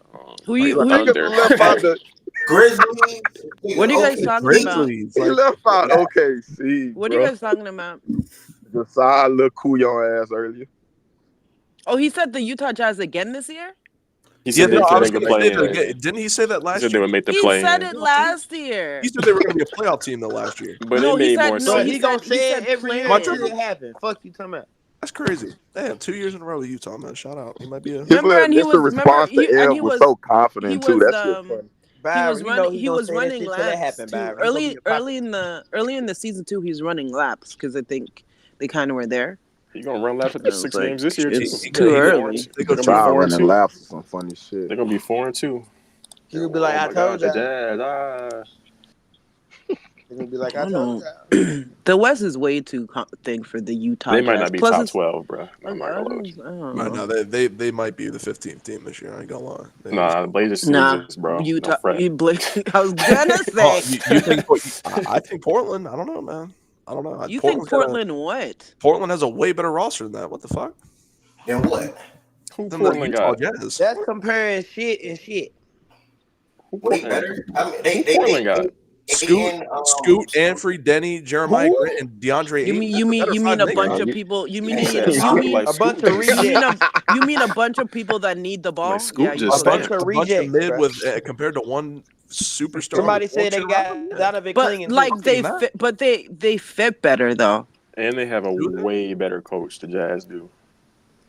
10 times better. And they got a damn star. And they got clean. Yeah. Better roster, better coach, better star. But other than that, I don't know. We'll see. I like that team more. Young and hungry. They got Scoot Henderson, the one with no offensive flaws. Ev, what's the next team? Let's see. After the Utah Jazz, guys, and sorry for getting started with the Wizards and the Jazz. What do you mean sorry? Why do you apologize? Next is we're gonna go back east. I think this should be a fun team. I said the Jazz had the better coach, J-Dub. This should be a fun team to talk about. The Orlando Magic will be number. I like Orlando. Oh, okay, cool. I'll go ahead and start with you then. Orlando Magic last year. I'm sorry. Orlando Magic last year, guys, obviously had a huge improvement for what they did the previous season. Speaking of that, let me show you guys real quick. 2022-2023 season. Oh, why my computer moves so slow? The Magic were 34-48, and then this past season, they were 47-35. So that was an amazing jump. Period. Right there. They went to the playoffs. I think they went to a 7-game series with the Cavs where Donovan Mitchell was Donovan Mitchell, right? You really can't get mad at that, especially when you're a young team going against a guy that's been there before. Speaking to the playoffs and knowing what it's like to play playoff basketball versus the Magic two top players. They haven't been there. You know, they haven't experienced that feel yet. And Paolo and Franz, even Suggs and et cetera. What do I think? I'll just start here with me while I'm talking already. I don't want to put it on. I haven't said it again first to start. What do I think is next for the Orlando Magic? I mean, it's internal growth, right? You want to mix in a vet also with the allowing your young guys to blossom and grow together. And I think they added the perfect guy to their scheme already defensively, and also the need for him offensively in KCP. But that was a great add for them. We expect them to come right in and start right away. You have two tremendous defensive guards in the backcourt with Suggs and KCP, both guys that can make defensive teams, or probably has made defensive teams. With Franz, Paolo, and Wendell. Still got Isaac in the fold. You still got Mo Wag, who had a good year for them last year. Gary Harris and Cole Anthony coming off the bench and being that scoring guard. I don't know. I'm still interested and curious about the whole Anthony Black thing. When it comes to him and his fit on Orlando Magic. Where's Markelle Fultz at, by the way, anybody? Is he still a free agent? Free agent. Yeah. My dog's still a free agent. Damn, nobody signed him yet? Yeah, it might be Dunzo for Lil Markelle. I ain't gonna hold you. My dog's still a free agent. That's crazy. Damn, bro. Damn. At least my boy Sadiq got a contract. Yeah, shout out to Sadiq on that. He back home too. Sadiq back home too, and they gave him a little yummy. They gave him a little bag. You feel me? Facts. But yeah, I mean, what's next for them? I mean, obviously, you went through the postseason last year, right? They like their coach. Paolo he's definitely next up, becoming one of the young stars in this league. You want to see him become more of an outside, knockdown, consistent, or capable shooter. Not saying he's not now. And then him and Franz continue to coexist. Again, I just love the signing of KCP for that team with Suggs in the backcourt. Personally, they lacked outside shooting last year. They flirted or heard rumors of them wanting to add Paul George or Klay Thompson. The KCP shit came out of nowhere for me, to be honest. I didn't expect a perfect get. Yeah, phenomenal fit, but it came out of nowhere. I didn't even see it. Like I didn't see it coming out. Really? There were some rumors about it. Shout out. I might admit, I think I missed it too. I probably missed that. Cause I was on they were saying Denver can't keep him, and then they were looking at who could sign him, and they said Orlando got money. Because they were in on him. Orlando's one of the only people who had money for real. Oh yeah, I do remember. Yeah. They cap space. Him and Suggs gonna be crazy in that backcourt defensively, dog. God damn, that's two pits at POA. Jonathan Isaac can bump up his minutes. Take some Apollos. In the playoffs last year, they went with starting Isaac for like a game or two, then they switched it back or something like that. If y'all remember, I think that happened. Yeah. Oh yeah, because what's his name was out. I forgot his name, but I know what you mean. I think that happened. But yeah, man, internal growth.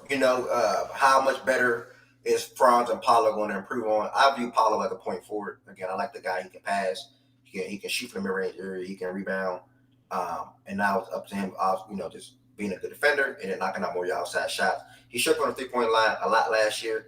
And as far as Franz, he gets downhill. He can shoot from the outside. He can pass. He's just a good all-around guy as well. So I think they got a good foundation. If you ask me with Franz and Paolo, you look at the backcourt, you see defense, and then you have the ability to bring Isaac, Cole for your scoring, and Gary off the bench from Moag, who is going to be a pounder type of guy. I like it, bro. And then Tristan Silva is a guy that they drafted in the first round. He's going to be pretty solid for them as well. So, are they relying on KTP after shooting upgrade? Yes. They also should be relying on Franz. Like last year, he was terrible from outside. He got to shake back. They need that. Having said, pass to you. Oh, it's passed to me. That's cool. You said a lot of stuff already. I still think they will have shooting issues because all they have is KCP for real. But I think they'll come back with defense first and do a lot of defense. But their offense, I think, is going to be terrible. But I think they'll win a lot of games. Be for sure a playoff team.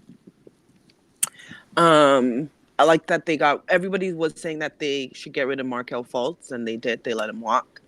It gives space for the other thing is Cole because they want to play Anthony Black, right? But they probably want to play him at the 3. And I just don't like that because he's not a small forward. Because he's a guard, right? I don't like Cole Anthony, dog. I don't like that little nigga. Anthony give me Jordan Clarkson vibes. Dead ass, a smaller Jordan Clarkson, which is crazy. A smaller Jordan Clarkson. Yeah, but they're the team that a lot of their playmaking, majority all of their playmaking comes from the 4 positions in Franz and Paolo. So they're looking to have probably 3-and-D type of guards. It looks like they're trying to make Jalen Suggs has a D down. He just gotta. That's a crazy sentence, but he just gotta improve it. I was about to double take. What the hell? But he gotta get his 3-point percentage up to help KCP for sure. Do you believe in that model tonight? You talking about Suggs? Yeah. Who did I say? Yeah, no, I think you said Suggs. Hold on. So wait, what Suggs shot last year? I think he was in 30, low 30s. I could be wrong though. No, he wasn't that bad. No, you're right. He upped it. He was at almost 40, I think. Yeah. What the volume was like? I think it was 5 or 4. Yeah, I knew last year he boosted up because the year before that I think was. Yeah, you are right because I remember thinking this was a good look. So hopefully this is able to carry on. It's not like a anomaly, right? Because if that happens and that helps them with the spacing for Franz and especially Paolo to work, because I don't really like him shooting threes. That should be blowing the shit out of me. You say you don't like Paolo shooting threes? Yeah, that should be blowing me. But he does need to practice though, because he needs to improve his 3-point shooting. Yeah, so I know he's still got to get him up. No, I know he's still got to get him up, but still, I don't. Yeah, I don't think he should be the main 3-point shooter. If you get what I'm saying. Oh nah. I'm with you on that. But I've been watching Orlando for a couple years. I've been going to their spaces and stuff. You need to stop all that. I like Orlando. It's an interesting team. I like how they've been. You're in too many spaces. The team. Do you believe in this model? I don't. What model? Oh, you're talking about the way they do? The good guards who are good on defense, but the offensive upside is meh. I feel like if you're gonna do this model, then your front court you gotta have one of them dudes for real. I think their guards to me are really good defenders. Well, KCP is gonna age out, so you gotta find a replacement. But and Jalen Suggs has gotten so much better at shooting. I think Franz is a really, really good passer, and I think Paolo is too. I think it can work. Yeah, it can work. I think I don't know. I feel like just the internal development, bro. Yeah, that's why I thought. That's why I thought if D Mitch was gonna get traded. I mean, obviously this is way duh, but like I'm saying, like more of a scoring-oriented guard with that infrastructure. Because I don't think D Mitch would have fit here. I think they could have constructed a team so it would have. They'd have to get rid of a lot because like one of the reasons Markelle didn't fit is because he needs the ball in his hands. Wait, can I ask a question? Did that with still having somewhat of a good defensive infrastructure. The offensive upside is just not going to be enough for them to do anything for real. What are you going to say? Can I ask a question? Why is there so many Lakers fans up here? There's no Lakers fans this season. There's like or one. There's no Lakers fans this season. We're just in Jazz so far, man. But yeah, I think it's okay. Just they have forwards that can play, make, and pass well. I think they can get that off. I guess it is. It's I'm not gonna lie. It's similar to it looks like they're trying to do something similar to the Celtics. I guess it really is me saying, Byron, I don't believe in Paolo. I guess that's really what I'm saying. What does efficiency look like last year, Twin? Who, Paolo? Yeah. It was ass. That's the key. Yeah. Yeah. That's the key. That's what I'm saying. I think they're trying to do the team build looks like it's similar to like the Celtics, where you like the playmaking they're looking for more. Well, I don't know, because their guards can do some too, but you know what I mean. I don't know how to explain. I'm gonna stop talking. Tatum not crazy score relative to the other people in the top 10, but I don't know if I see that upside for Paolo. So Paolo was 46% from the field and 34% from three. Mm-hmm. He get that up to like 48, 49, 36, 37 range, something like that. True shooting was 55%. That shit is ass. Ugh. Yeah, well, see. It's hopefully it gets better though. Hopefully it gets, because when you watch them play basketball, like hopefully it gets better if they get like more like space for him to work. Because what's he gonna do with the space though? That's the question. Like get to the rim more. I still feel like he gonna. I'm gonna give him the benefit of that. We gotta see it. Yeah, but that's what I'm saying. I gotta see, because like, to be fair, like the time he's been in Orlando, they have had nothing. Like nobody could shoot. True. Like literally, when you watch Orlando play, they literally nobody guards the 3-point line. I feel like you can still judge it. I feel like you can still judge those tendencies relative to what he still did within that and what he could have done in some of them different situations. Like, it's not a good spacing situation, but like he was still taking bad shots, even given that context. This is the second year though. Yeah, no. This is again some projection for me. He's just one of them dudes that for me, I don't necessarily like his play style, but maybe. Yeah. Damn, this we'll is see. gonna be his third year. What the fuck? Yeah. It's just... Oh my god. So we'll see, because this is the first time he'll actually have space. We'll see if he.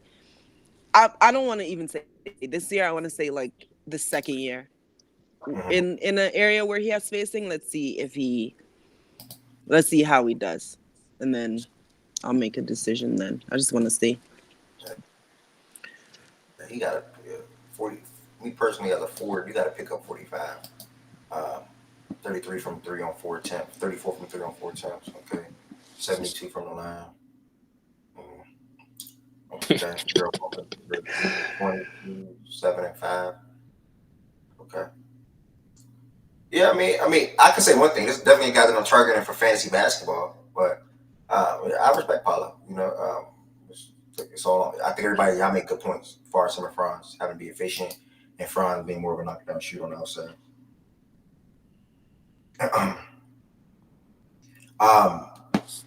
Any other comments on the Magic?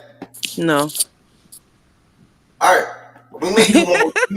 We may do. I'm good. We may do 2 more teams today. I'm actually let Byron kick this one off. It's his state. It's his area. It's his neck of the woods. New Orleans Pelicans. The Boots. Or New Orleans. Yeah, the boot. The boot. Yeah, the boot. We're gonna let Byron kick this one off. The boot.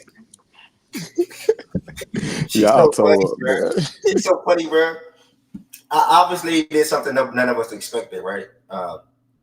They get a point guard, which was a need. You know, you had CJ McCollum. Where you put air quotations or a point guard? You think he's shit, Ev? You think he's not a point guard? He's like a combo guard to me. So he's not like a flat out like. You think he's shit though? She hate us some DeJounte, boy. I don't think DeJounte shit. No, like you think he'll fit on that team though? I think he won't be an issue. I'm gonna say that. I don't think he will be an issue. You don't think it's kind of weird how they have like multiple players that work in the same areas? Was that a him problem? He brought there to be a point guard. Like, you know what I'm saying? It's like, the GM problem for bringing him in that works in the same areas as other people. But it's also not the GM problem for Brandon Ingram not having the value that he probably once had 2 years ago. That matters because we know after they got married this year, everything that was said that the next month was Ingram value is this that the Hawks didn't even want him back, et cetera, et cetera, et cetera. Like that's what was said. Like that's why he didn't get them. Oh my God! So it's like, I mean, I don't know. I mean, wait, y'all got some comments on Brandon Ingram? I don't know about like how you feel about Ingram. He's a man. Go ahead, Byron. That's your team. What? Wait, correct that first and foremost. It's not my team, but I mean, I just think beyond man, he in a tricky situation, man. It's until I think, in my opinion, until he come back down to earth or like maybe like get out of denial. Because I hate to say denial because I respect BI game, but my nigga, you not a max nigga no more, bro. Yeah. Like you not a max nigga. Like that ship has sailed. You are not a max nigga. So I feel like once he get over that hurdle, things may start to look up for like the remainder of his NBA career, in my opinion. But I think that's the first hurdle for him is realizing, hey, I'm not a max nigga no more. So like once he get that and move on, boom, all right, yeah, maybe. But in terms of like the actual fit right now in New Orleans, I'm Twin for the most part said what I was about to start off with. It's just a whole bunch of people occupying the same space. DeJounte, B.I., Zion. Only niggas that even make sense that's in the rotation is who's offensively is Trey Murphy, and CJ. And like CJ they actually, for real. yeah, and he just terrible more oftentimes than not. So you know what's funny? The three players that work in the same position all want the ball. All want the damn ball. Well, with Zion, no, in Zion defense though, Zion don't gotta dominate the ball. In his defense, he don't gotta dominate the ball. He just you give it to Zion. Like Zion can come off a little, you know, pin down, whatever coming off the elbow. But he should be getting the most shots. That's what I'm saying. Yeah, it's just one, but it's like 1-2 dribbles with Zion once he get in his area. That's it. Like it is for the most part not stopping him once he get in his area. So no space will not bother that man. No, don't count. But B.I. and DeJounte, who wish? I don't know. I don't know about that at all. They have no center. I'll be right back. Hold up.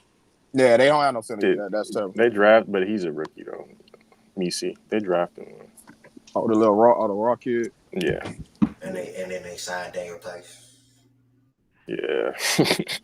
I'm just starting out. Cook Daniel Theis. Cook. So I mean, so over under last year. Over under. We're gonna talk about their wins last year. Did they go over that mark or under that mark? Last year they won 49 games. Over under. Over under 49 games. Yeah. Under.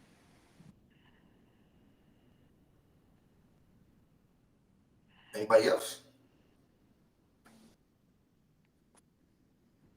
Under. Everybody's saying under. What was the total? 49 under. last year. Under. Yeah, I like them under this year. That's tough for them to squeeze out 49 games last year, though. That's impressive. There was a bunch of shit teams. The teams around them got better. In the East. No, in the West. So you don't think Pelicans fans think they got better this offseason? How they got better, Ev? No, I'm saying you don't think how they got better, Ev? You don't think they think that? They can think whatever the fuck they want, but is it reality? You said how did the Celtics get better? It's a good thing. No, not the Celtics. It's a good thing they have a break Coach Douglas situation. The Pelicans? Yeah. Did they get better to you this offseason, though? Nah, not really. I mean, if you, the only way you can say they got better is maybe you could say some continuity and their players are gonna come back better. But like we're talking about like a off-season addition or something like that to improve their mob. Nah, I don't. DeJounte Murray? Nah, he's cool. Nah, I did. Nah, actually, I forgot. I forgot they picked him up. He's cool, bro. Like, it still doesn't change anything, doesn't it? I gotta see how it works. I gotta see how they play, bro. Because he's not really a shooter, and him and Zion kind of want to work in the same. He improved. He took but he's still not a shoot. Like, I don't. Yeah. I don't know if you can consider him a floor spacer that is gonna give Zion the spacing he needs. Nah, he's not no floor spacer. That's what I'm saying. Because CJ more of a floor spacer. Zion still was barely getting space. Like, what the fuck? Like, Willie Green's still over there, right? At that point, you gotta like this makes a guy like Trey Murphy. He has to be on the floor. Yeah. Like Trey Murphy, which he can because they don't have a center. So just throw on a bunch of people. Yeah, I see a world. I mean, obviously, a lot of us are expecting it, but I see a world where they play a lot of small ball five with Zion at the 5, and then depending on the flow of the games, I think their best lineup to me personally will be DeJounte, Herb, Trey, Bi, Zion. I think CJ will be in and out of the mix a lot this year when it comes to closing games or being on the floor. Well, he'll play a lot, obviously, CJ McCollum, but Trey and Herb both offer that lineup is ass. No, I don't think so. Bad spacing, bro. Bad spacing. That's the best lineup. Let me tell you why that's the lineup. Let me explain. You have DeJounte, you have Trey Murphy, you have Herb, Bi, and Zion. Obviously not the best spacing, I agree. But you can't put out, then you have to take out Herb and CJ for going 2 shooters, I guess, with CJ and Trey. But I will probably lean defense in that lineup more so and hope that guys can get out in transition and run because you have a small ball 5, you have Zion. Zion can rebound and go. Like you can go. I think the Pels got to play. Still be as defensively. You said they could still be transition. Transition. Yeah. Be cooked, bro. I don't think they're gonna be. What were they defensively last year? Nigga, DeJounte and B already not it. But good, all the people are going to play regardless. But gotcha. Well, I don't know Emerson. Somebody answer Emerson's question. But good. They're going to be in closing lineups regardless. Nah, Misha's crazy. Misha's insane, bro. No fucking way. That is an interesting locker room.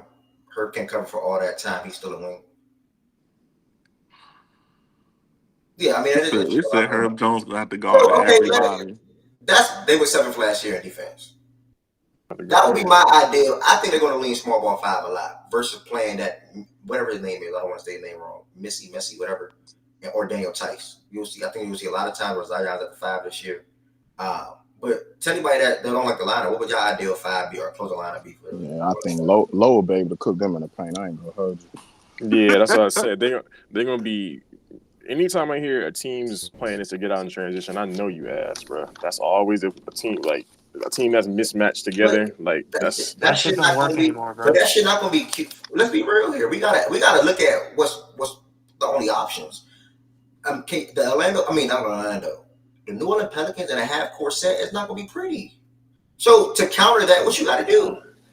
You gotta run. You gotta go. You gotta be fast-paced. Because imagine stopping and you guarding them in a half court and DeJounte Murray's at the top of the key. Well, okay, what is Zion doing? Probably that's what I'm saying. Like this spacing is gonna. So here's my question. I'm backing up. God bless. To what L talking about? The 5, in my opinion, is DeJounte, Herb, Bi, Trey, and Zion. That's what I said. Yeah, that's what I said. You said a lineup already. My fault. I didn't. Yeah, I stayed with your 5 facts. I was gonna say, for them to push the pace, though, I don't think they're gonna be a good rebounding team. Yeah. And you need that to be able to push the pace. So I think that's going to be an issue. And also another way that you can push the pace is by, I guess, getting stops and stuff like that. And we'll see how that works. Also, I'm not sure, how Like, is DeJounte and Ingram like fast-paced players? I would say B.I. will push more. I mean, I would say DeJounte. Yeah, DeJounte will be the more fast-paced player than B.I. Because I know, especially B.I. He likes the most so like get in the post and. That's what I said. He's gonna run right to the elbow. That's the running. I'll work from there. Nick Watts on YouTube. Are you there still? Nick Watts on YouTube. Are you there still? Before I answer your question, I want to make sure you're there. Fast break offense isn't a problem with Zion. Fact, AJ. That's a given. What should be a given. And that's the only reason. Oh, isn't a problem. Yeah, same thing. Yeah, that's why I think you're going to see a lot of times with Zion grabbing that board and they're going. They all know they're going.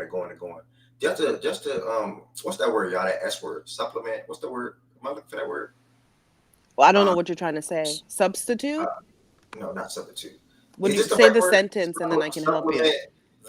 Supplement their lack of having a good half-court offense. Is that the right word? I don't think that's the right word. Nah. I'm saying to compensate for substitute for. Yeah, that probably be better. Compliment. No, not compliment. I don't think it's not compliment. It's not compliment. It's not compliment. Take your time. It's dead compensate, bro. Don't have to start with an S. Like, think it is compensate though. Compensate. Supplement. I think substitute. Yeah, substitute. I don't know. I mean, that could work. What are you? Sorry, what was the sentence you were saying? So basically, yeah, something that completes or enhances something else when added to it. Oh, then that is supplement. So that is supplement. That is compliment. That is supplement. Yeah. And that is compliment. Wait, huh? Supplement or compliment? I'm confused. Supplement. It's compliment would be like go alongside, but it's different. Supplement is like feeding right into that direct thing. So it depends on what you're trying to say. Right, yeah, so I use the right word. Yeah, y'all try to make me seem like I'm slow. F y'all. No question is a stupid question, by the way, chat. No, compliment also goes to like to add. You could have just said make up for. You could have just said make up for, bro. Normally use it. You could have just said to make up for. How we normally use the word. To make up for, bro. It can enhance. You know what I'm saying? Compatible. No, compatible. Not even enhance, fool. Enhance don't complete that sentence. Nor compatible. What the fuck is compatible? What they got to do with what I'm saying? Yeah, process. Quick NBA talk. What they got to do with what I'm saying? I don't even know how compatible. Apparently, this is. Bro, this dude funny. So what were you saying? I'm sorry. I'm not gonna lie. I forgot what you were saying. I forgot what I was saying too, but I think that fast pace, that getting out of transition, that's going to. I can't remember what I was saying, but that's basically going to need to happen. But it'll help make up for you're talking about transition work, them doing transition. The lack of a quality half-court offense. Right. Okay? Yeah. It'll make up for the lack of the fluidity they're having a half-court offense. Yeah, there we go. Fluidity. Okay. That's what happened to the Lakers. Look what the fuck that looked like. Woman. You so traumatized. Why are you laughing? Am I wrong? You so traumatized, bro. You just gotta get you your help. But it's obviously it'll be interesting watching the New Orleans Pelicans this year. I'm also going to pick the under mark. They won 49 games last year. I see them go under that by a game or two, maybe even three. Nothing less than 46 wins for them. I still think they'll be a playing team.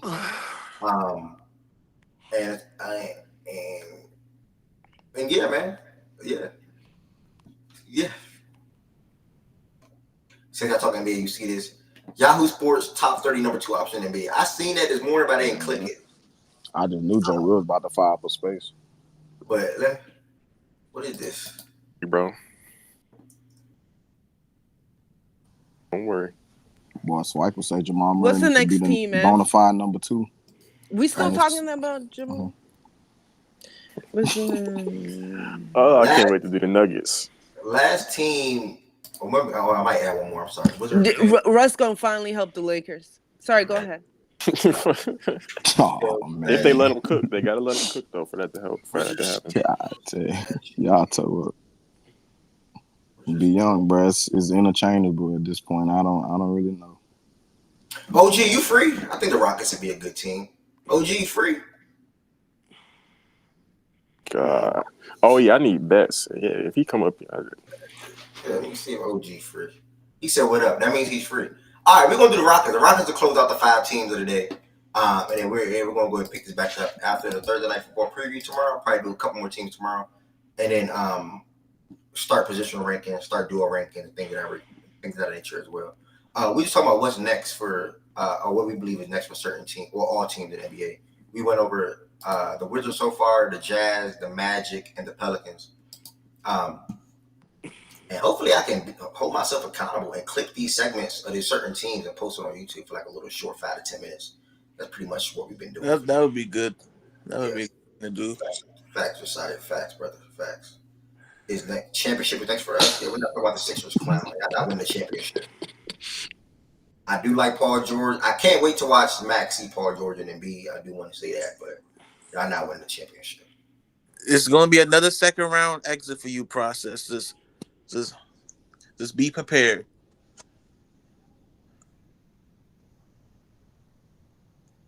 One more team. Oh, we got 2 Rockets fans up here. Josiah, when was the last time? You so fucked up, bro. Stop doing that shit, bro. I know why you doing that shit, bro. And I'm trying to hold back, bro. I know why you doing that shit, bro. They said they said Kawhi will be limited in training camp. So take that as you will. This nigga Byron, dog. What, you said Kawhi's gonna be limited? Limited, huh? For training camp. Why? He went for a procedure for his knee, which is blowing the shit out of me. That's why. It's blowing the shit out of me because he was adamant that he wanted to play in the Olympics. That's what I'm trying to understand. Like, wasn't he just trying to play in the Olympics? How he all of a sudden having procedures? I don't know why y'all ever took that shit seriously. I knew that nigga was never playing no damn Olympics. I don't know what's up with Kawhi. He can barely make it through a regular season. How the fuck you gonna play in the summer too?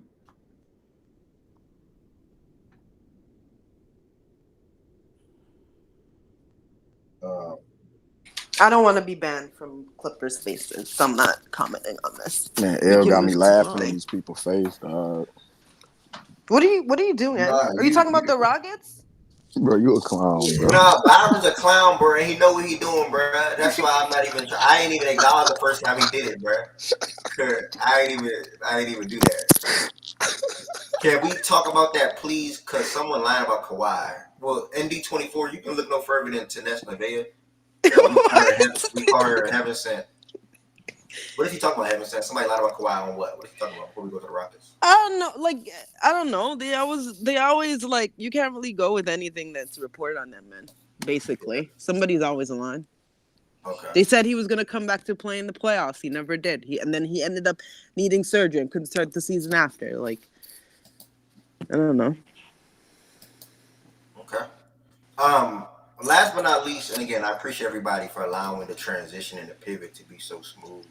I was gonna do it regardless. I'm not gonna lie. So thank y'all, Z Farm, Woods, Jordan, Byron, Heaven Sense, etc. Last but not least of the day, we got the Houston Rockets, 41-41 last year. No long introduction for me on this team because we got 2 speakers of the respective team up here. So I'm gonna let them carry it away and take it away, and myself and anybody else chime in after whatever they say. Obviously, drafted my guy at number 3. Can't wait to see him and how everything unfolds in Houston. I think it was y'all GM yesterday say y'all have like the deepest team in the league or something like that. I'll let y'all fact check that as well, or correct me if need be. The owner. Okay, the owner said it. Okay, the owner. J-Dub, he passed the ball to you first, man. 41-41 last year. I'm going to start with this, and then you can say whatever you think is next for your team. Again, this segment is what's next for all 30 NBA teams. Speaking to last year, speaking to the season coming up, and speaking toward the future. What do you think is next? And J-Dub, I'm going to start off with you. 41-41 last year, over or under, and then you can take it away from there.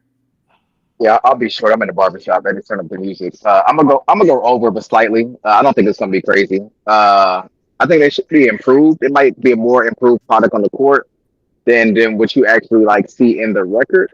I think they should probably make the play-in. They should be shooting for the playoffs. If they don't do that, then the expectations are too low for the actual team.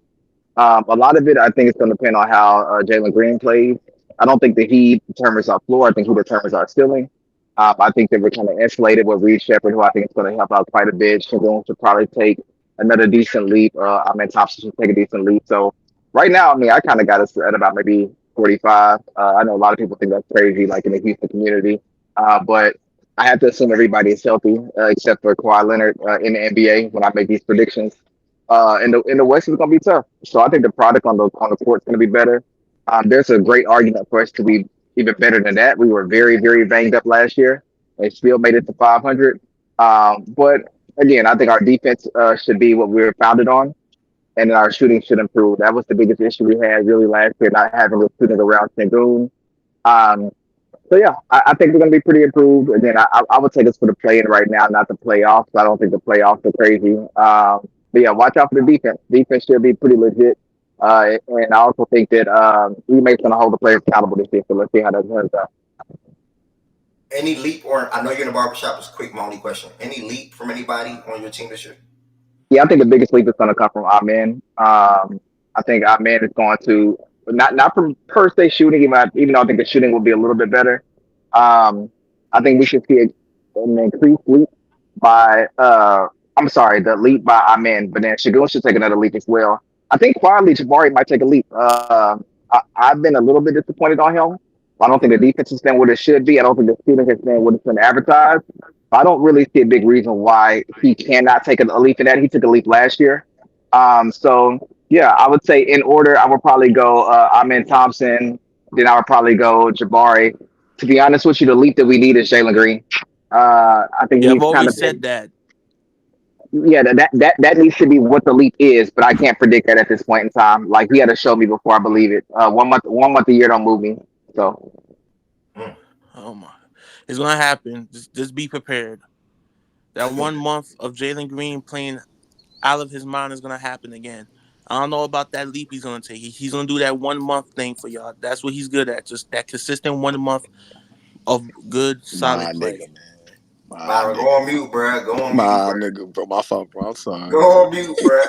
Josiah, and I appreciate that. That's a fact. Appreciate you chiming in always. Somebody said down there, give him with more minutes. I think the biggest controversy within the Rockets community this year is I don't really see where Cam gets in it. I like him as an athlete. I like him as having potential. If you're really trying to make the playoffs right now, he probably makes the most boneheaded kind of plays. And I'm not really sure where he gets the rotational minutes. I think Reed Shepherd is going to earn rotational minutes pretty early because he's already going to be our best shooter. Tari Eason's going to be back. So our defense is really going to Tari Eason, Amen Thompson, Dylan Brooks, all the kids there. Fred's going to get his minutes. Jalen's going to get his minutes. Shagun's going to get his minutes.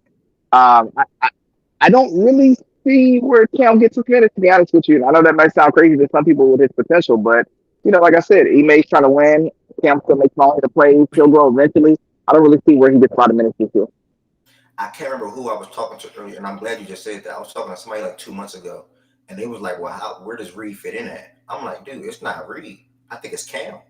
Like, I think it's Cam, and you just said everything. My whole exact thought process, you just said that. Like, Reed, Thompson, Tari, and I know I'm missing. You just said the names, but I don't see Cam playing that much this year because I think Reed slides in. Yeah, so you're clearly gonna get the starting five, right? You're gonna get Fred, Jalen, you're gonna get Dylan, you're gonna get Jabari, you're gonna get Sengun. Then off the bench, you're gonna get Tari, you're gonna get Amen, you're gonna get Reed. Whatever you get out of Steven Adams is gonna be there. I just really don't see where Cam kind of gets those minutes, to be honest with you. And I know that might suck for people who think he's gonna be good. But again, I mean, he's a guy who still hasn't learned quite to play within the team. He is the ultimate heat check guy. When he gets the ball, he thinks he can shoot it every time. The defense is good-ish when he decides to play it, but that's not all the time. Other times it's liability. And I think that, like, when he's not kicking, the effort isn't quite there. So I'm not really sure how it actually fits. He's more the wild card than the fact that I can't really predict it right now. Yep. Well said, bro. Wes, I think he in a barbershop. He probably talking to AirPods, but I was able to hear him pretty clear. OG, I'm gonna pass it to you. Over under 41 wins. And what do you think is what's next? What's next for your team, man? I mean, you a diehard Rockets fan. You willing to put your money behind your team no matter what. I gotta respect that. So what do you think is next for your team, OG?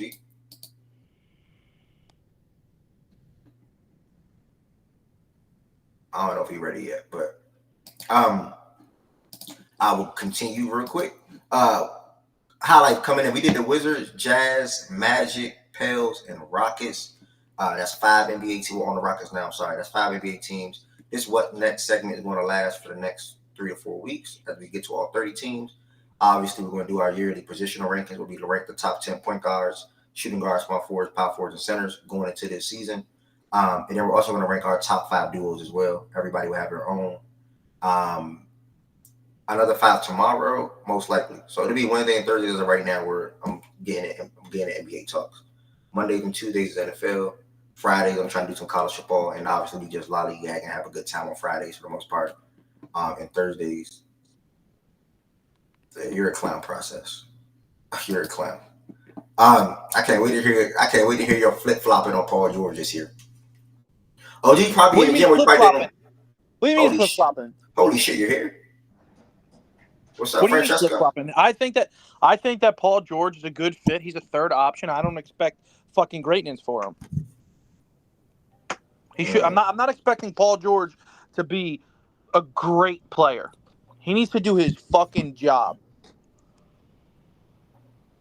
He needs to do his fucking job.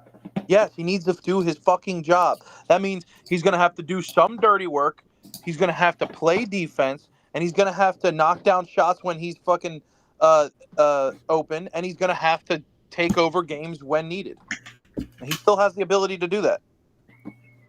I'm Jono. I heard you process. Hold on. I'm Jono, yes. And by the way, all the people saying he doesn't like to do the dirty work. Well, bitch, you got fucking paid, so it's time to do it, okay?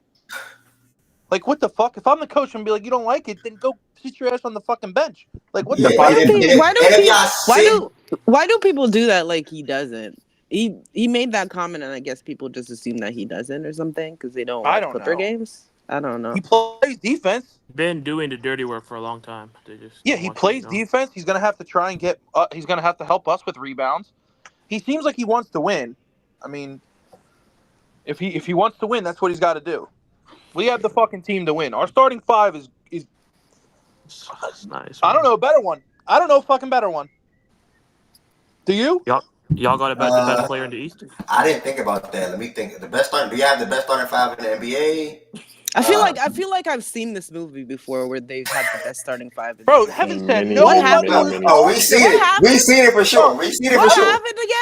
What happened again? Heaven said not once in my life talking to you guys did I ever say the Sixers have the best starting 5 in the NBA. That was the best starting 5 in the league at the time. I did not know you by then, but I think they were the best starting 5 at the time.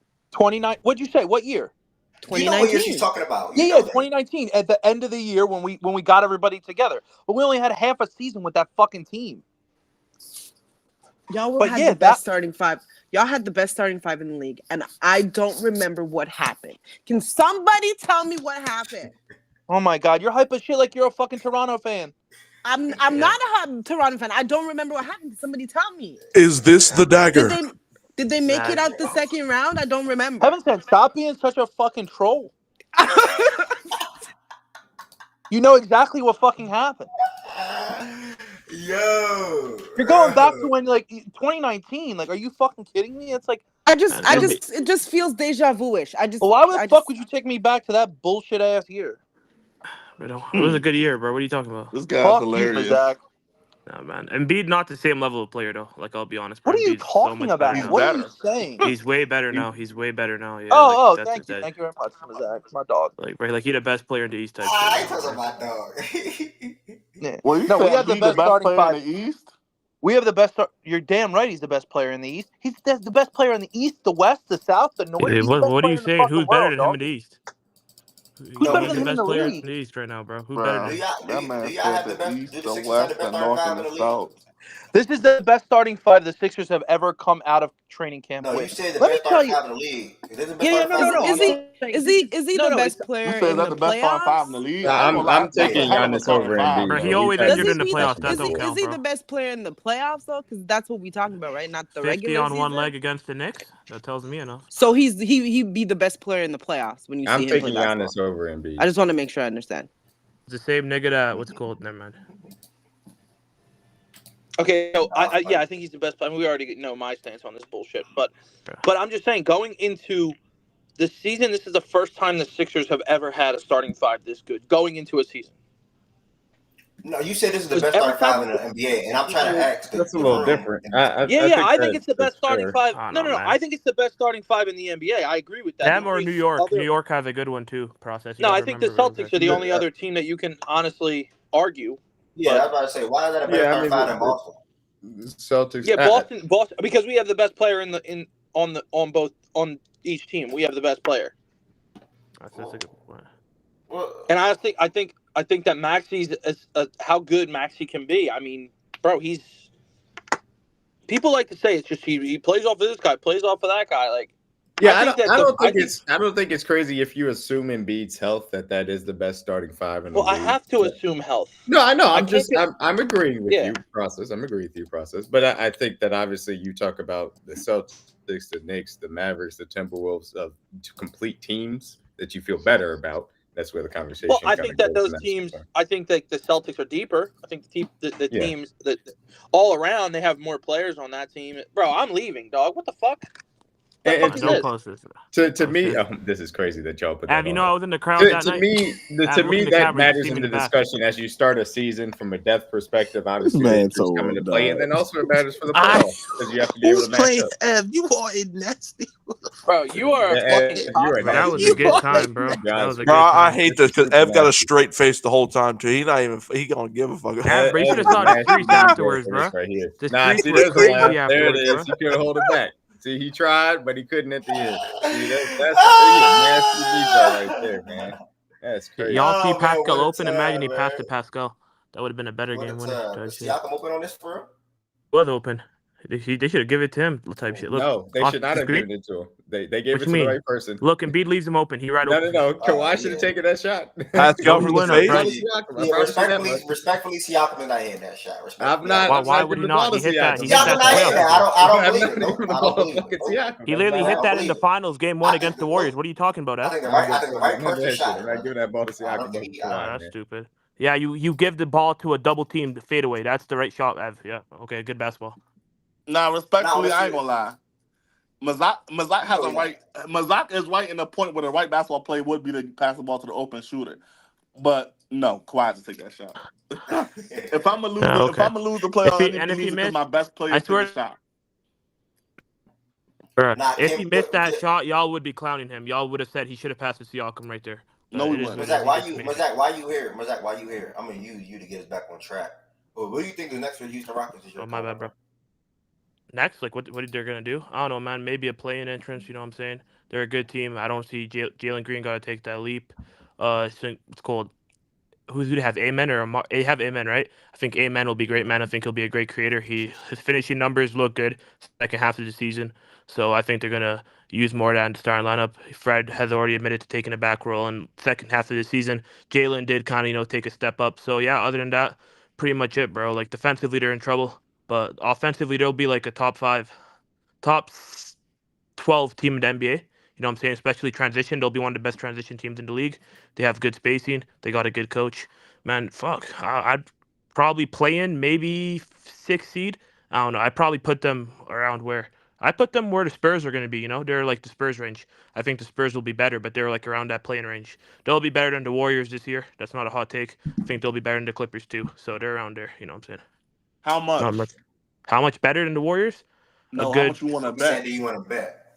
If Steph Curry plays 60 games this year, I bet we have a better record than them. Fuck. How much games did Steph play last year? I don't fucking know. I don't know why that matter. Anyways, yeah, I think they'll take a step back. I could put a cool 50 on that, and I know BJ be looking for a bet too, so I'll put 50 for me, 50 for BJ, so we'll do 100 total. Huh? 100 total. We'll bet 100 on that. Wait. That was some nigga math if I ever heard it. I don't know. Nigga said, I know. Zach might be back, y'all. He might be back. Nah, I'm just saying, like, the cool 100. Nah, I'm getting creeping back. I know my boy BJ would be in that action. Shaking back. Hey, Byron, that was some nigga math right there, dog. You down? I said 100. Let's lock in. I'll send 100 to Ev right now. I really was sitting here. I'm like, hold on, what? 100, bro. I'm gonna send 100 to Ev right now. Send your 100. Let's lock in right now. Why am I sending 100 to Ev? It's an 82 game season that hasn't even started yet. Okay. Ev, he'll pay me. pay me to go. I actually do think the Rockets will finish better than the Warriors in the. Yeah, that's an easy fucking bet, bro. Like y'all took a step down. Well, who did y'all get this year? Kyle Anderson gonna move me like that? I also think the Rockets will win more games than the Warriors. Yeah, like come on, that's an easy bet. That's easy money. You locked in, low? $100? Yeah, we locked in $100. I bet. Say less. All right, y'all locked in. Y'all got the. Can we hold on? No, listen though. DM me. No DM injuries. Me. Don't. No injuries. No injuries. Injuries automatically. Any injuries? Any like real injuries? Yeah. I mean, honestly, I said as long as Steph Curry plays 60 games, bro. I don't. Y'all gotta say 60 games of help from all the core players. Yeah, that's cool. That's cool. Wait, who's the players you want for the Rockets? Like Sengun, Jalen Green, Fred. Wait, come on, hold on. You can do two people. You can't do. I bet Sengun and Green are. Nah, I do three. Hey, bro, I do three. The whole team, bro. Let me get an insurance clause for the whole team real quick, man. Well, you said so. Who you want, Mazai? You said you want you want who? Sengun and Green. Sengun and Green. Yeah, and then you could bet Draymond. Cool. Let me get Steph and Dre. I bet cool. Dre gonna get suspended for that 59th game. Yeah. I can't wait. I already know that, bro. He said injury, not suspension. Yeah, I was about to say that. Yeah, I ain't gonna lie. If Draymond do some dumbass shit and get suspended, I'll take that on the chin. As long as it's not no crazy, like he can't be nothing out of pocket though. Like a 15-game suspension, I could live with. But if he does something out of pocket, he gets suspended 30 games. I can't live with that. I'm saying let me that with my man. Nah, but back to the point, bro. The Rockets should take a jump. I think they'll take a good jump this year. They're a young team. They have they got a lot of potential, bro. They're a good team. I don't really like them that much, but you should watch them. Any national game, they're fun team to watch. So like, what's the? Because I noticed that they're lacking. I've heard for years about this young core. They got the best young core in the NBA, and whether that's true or not, we'll see. We've never said that. I've heard a lot of people say that. So OKC clearly has the best. That and the Thunder too. Yeah, it's a mix between both. That's why I say you can tell if that's true or not this year. They have to get a superstar eventually, whether that's at the deadline this year or potentially next year. Who they can't make a superstar? They don't need to get a superstar. I think they don't need one. They don't need one right now. What if Jalen Green becomes a superstar? Well, that's why I said maybe in the offseason they do it. But who do you? No, I don't think they need it in the near future right now. You don't?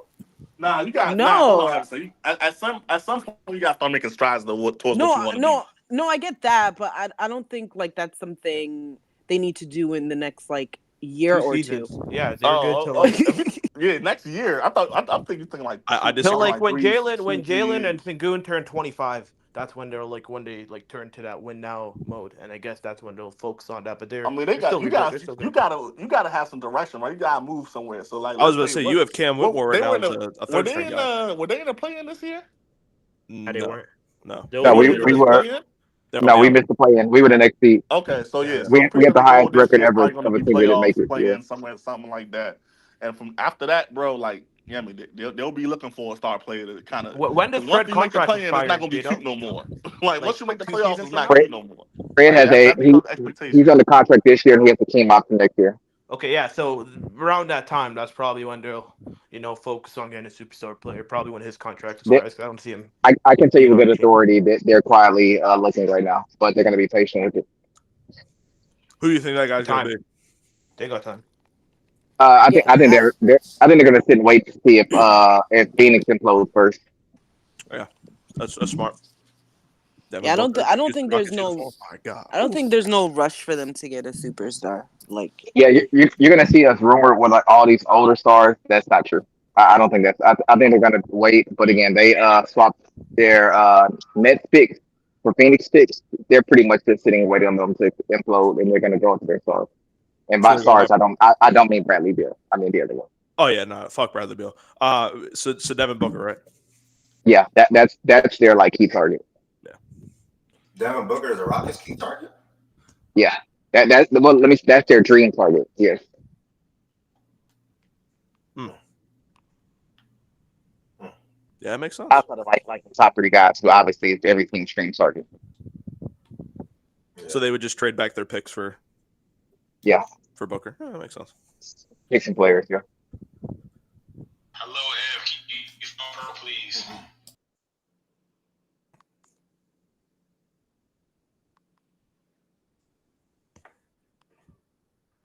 Hello? My bad, y'all. Hey, I Mazak. thought everybody went to mute. Hey, Josiah, Mazak. I haven't heard you yet. What up, Josiah, bro? why you ain't shouting on What that? if Jalen Green gets traded? I'm just Oh yeah, letting bets off. everybody get their thoughts off. That's all. Wait, bets I'm off if just Jalen Green gets listening and traded? observing. If Steph gets traded, you say bets off too. So you know what I'm saying. That's Yeah, all. because if Jalen That's all Green I'm gets doing. traded, they're I'm probably just trying to Wait, get we'll listening. better. If we'll Steph gets discuss. traded, We'll they're taking discuss a the season. package. If they get a good package for it, Yeah, I then was about to bets say, if don't lie. Jalen Green gets traded, more likely going to help them get better. If Yeah, the we'll Warriors see. We'll trade see what the Steph, they're package tanking. is. Well, when it happens, we'll discuss. We'll have a little talk about it, and we'll see the package. Okay. That's respectable. That's respectable. That I point guard, only shooting asked guard that because depth. Jalen Green is actually in danger of getting traded. Like that's crazy. Amon, Reed, Jalen, Fred, Cam. Oh my And God. Amon should take a huge leap too, bro. Shooting wise, bro. I've seen him at the gym, bro. Like, Yeah, I think Man, Amon. you ain't seen that nigga in no He just has damn to gym. get to corner shots. I Like already that's feel a like that's one of his crazy things. young Huge is strong, but I think he will take a leap. I think he will get to like near serviceable as a shooter, which is So, fine like, considering his what skill you set. think near serviceable? Like, what percentage? Shit, If you had for to him this year, guess. What he shoot this year? he ain't shoot shit. He shot like under 20, but he barely shot. I think that like if he scratches 30, like around 30, I think that would be a great leap for him. I don't think he's ever going to be a good outside shooter. He's a willing shooter, which I appreciate, and he has to be at least serviceable to be an actual threat. But I think that the rest of his offensive game, scoring inside, I think he's working on the floater. I think his mid range is going to be decent enough, and I think defensively, I think he's going to be elite. Like, Yeah. yeah. Mm-hmm. Text me back, by the way, Mazak, so I know we locked in. I think Amon can get to at least 30%, around 29 to 30% from the three, then about like 40% from the field. I think he's gonna take defensively. I'm not really like worried about him because he's a great defender. So I think Amon might take like a huge leap, and another guy I think that's gonna take a leap this year, barring any big time injury, is Torrey. I think Torrey has the skill set to be a serviceable player or all-star caliber player in the league. Oh, what? I think a serviceable player. You said an all-star caliber player? Yeah, he has the skill sets. No, he won't be an all-star. I think our best minutes will come with our man and Torrey on the floor together. I don't think he'll ever get the offensive opportunity to make that. I think he'll be good on defense, but I also think that like he'll still be like the second best wing defender we have on the team. I don't think that he's actually going to have any shot at making an all-star, but I do think that like he has a shot of knocking on the sixth man. But yeah, he's really good. I mean, those two are elite rebounders for their size, and really good defenders. So yeah, I think that'll be pretty cool. But again, we really need the hypothetical if Jalen Green was Jalen Green to like reach our ceiling, which is why they are going after Devin Booker. Now, what I will say, even though I predicted like 43 to 45 wins, I do think their ceiling is higher than that. I think their ceiling is definitely like low 50s. I don't think they're going to hit that ceiling. I think there's just too many things going on. Injuries occur. I cannot bank on Jalen Green at all. And I also think the hierarchy is going to take a little bit of time. But man, if Reed gets those early minutes, which I really think he's going to get, they love Reed Shepherd. I think that changes a lot. You know what I mean? So yeah, I mean, I'm optimistic on this team, but again, I just don't think the record is going to show how good they are. So you guys run a 9 or 10 man rotation this year? What's your? I think they're going to run 9.5 early on. By half, I mean that Adams is going to play some games and not other games. Until I see him actually play healthy, I can't really bank on him. But if he's healthy, I think they will do a 10-man. But that doesn't mean all 10 will play every game. He was cleared, right? I think I saw that He's cleared. He's cleared, but I still got to see him. All right. Josiah, you can pick back up. Tari Eason, go ahead from the serviceable all-star level. Continue from there. Nah, that's all I got. Any talks about Jabari, Josiah? Over under 41 mark. Over under. I think they get at 40. I think they're under. I think they get to 40 wins this season. I think they like get that playing spot. I think this is their second year with 40. Hold on, my trip. They were just like a couple of games out last year at 41. They was close last year. But 40, y'all think 40 wins? Y'all think 40 wins will get you in the playoffs No, this year? no, Yeah, so I'm I like, They don't. need 47. They need 47 to 48 at least. Yeah. Oh, they To were make the, five. to They were make the 500 last play-in, year. Okay. Oh, well, I didn't So know like that. secure. That's not playing. Like play in plus like 6 spot. Like they're gonna be like 6, 7. They're not gonna be 9, 10. oh, They're okay. I gonna thought be you the said one above. they need 47, 48 to make the play-in. I'm about to say that's crazy. to play the play-in, you definitely got to win over 42 games. To me, this year, Yeah, I agree with that. yeah, it's gonna be 40. That's why I say they. So let's say the 43 is the over bar. under like 43. Over under You really 43. got to go above 500 to make the playoff, to play in the West. This shit is Duffy. See the East, because there's a big. Because after We the had 41 last year. If I'm correct, that's Yeah, the that highest 40. win total to not make it. So, yeah, that's the bar is high. Y'all would have made it. Y'all would have made it in the East. That's the Yeah, crazy we part would about have it. made it in the East. They Yeah, would have been the 9th seed in the East. That's crazy. yeah, we spoke on Shigun. I think Shigun was our best player last year. I think he will be our best player this year. You know, the only thing I slightly have concerns about is I hope that the contract thing doesn't bother them. So he and Jalen are up for contract extensions. The Rockets are not extending right now because they can have max cap space and then sign one or both of them next year if they want. Right. And I don't think they want to punt that right now. You think Sengun takes the leap defensively that y'all want him to take this year? No. I think he takes another leap offensively. I think that he gets a tad better defensively, but I wouldn't call it a leap. No.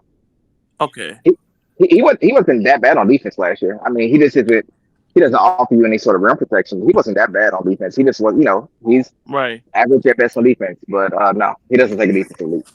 Okay. So I see y'all like 40-ish wins, around 40 to 43 wins this season coming up. I think I have a roster that can like I won't say compete right now, but like within like the next 2 to 3 years, once everything settled, when Steph, KD, Bronze starts to hang it up, then y'all can compete in the West. Are you saying compete or contend? Compete, because y'all not a contender yet. Y'all can compete within that Western Conference. Can you define compete? Compete in my definition of compete is basically like a team that's not really like a contender, but like they can show you that they can compete with it. They can compete for like a playoff spot, like be like a tough out in the first or second round. That's what I mean by competing. Yeah, and my contenders are like the top of the food chain. Like it's championship or bust. Yeah, the contender thing, we're not even close. The compete thing, I think that's going to start this year. I think we played some good teams really close. We beat Denver a decent amount. I think they're going to be even better this year. But no, I think they're going to be competing this year. Contending is a while away. So Josiah, if they're not even competing right now to you, according to your definition, I agree with you by the way, but they're not competing right now to you, and they're going to be competing in 2 to 3 years. Are they ever going to be contending when those stars leave, like you just referenced?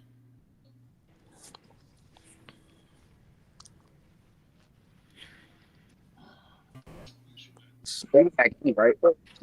Do y'all hear something? Did he say that they will be competing after Brandon leaves, or they'll be like contending after Brandon leaves? He said both. He said after Curry, Bron, and KD go, I think they're going to be competing in 2-3 years. I'm like, well, damn. Okay, so if they're only going to be competing in 2-3 years, when are they going to be contending then? Is the 2-3 years meaning when he thinks Brandon is going to retire? Or 2-3 years after Bron retires? Well, respectfully, they're not in their way right now. If we're talking about contending teams, so why is that even relevant? Gotcha. True. He's saying, Heaven, to answer you though, he was saying in 2-3 years he think they're gonna be out the way, like they're gonna be like. Okay, and then after that they will be competing, not contending. Yeah, they'll be competing. Yeah, not contending. So then my question to him to follow up with him: when do you think they? So who would be contending then in the West when that's happening? Yeah, that too. Good question too. Josiah, if you don't mind. Can't give you a good answer. Okay. All right. You my dog, bro. I mean, I respect that. Yeah, I respect a good that. answer, that's it. I respect that. You my dog. You decided my dog, man. I ain't gonna lie. I respect that. I was a little confused. I was trying to walk with you to understand. You know what? I like that. You funny as hell. There's a 100% chance the roster construction as today will not be the roster construction a year from now.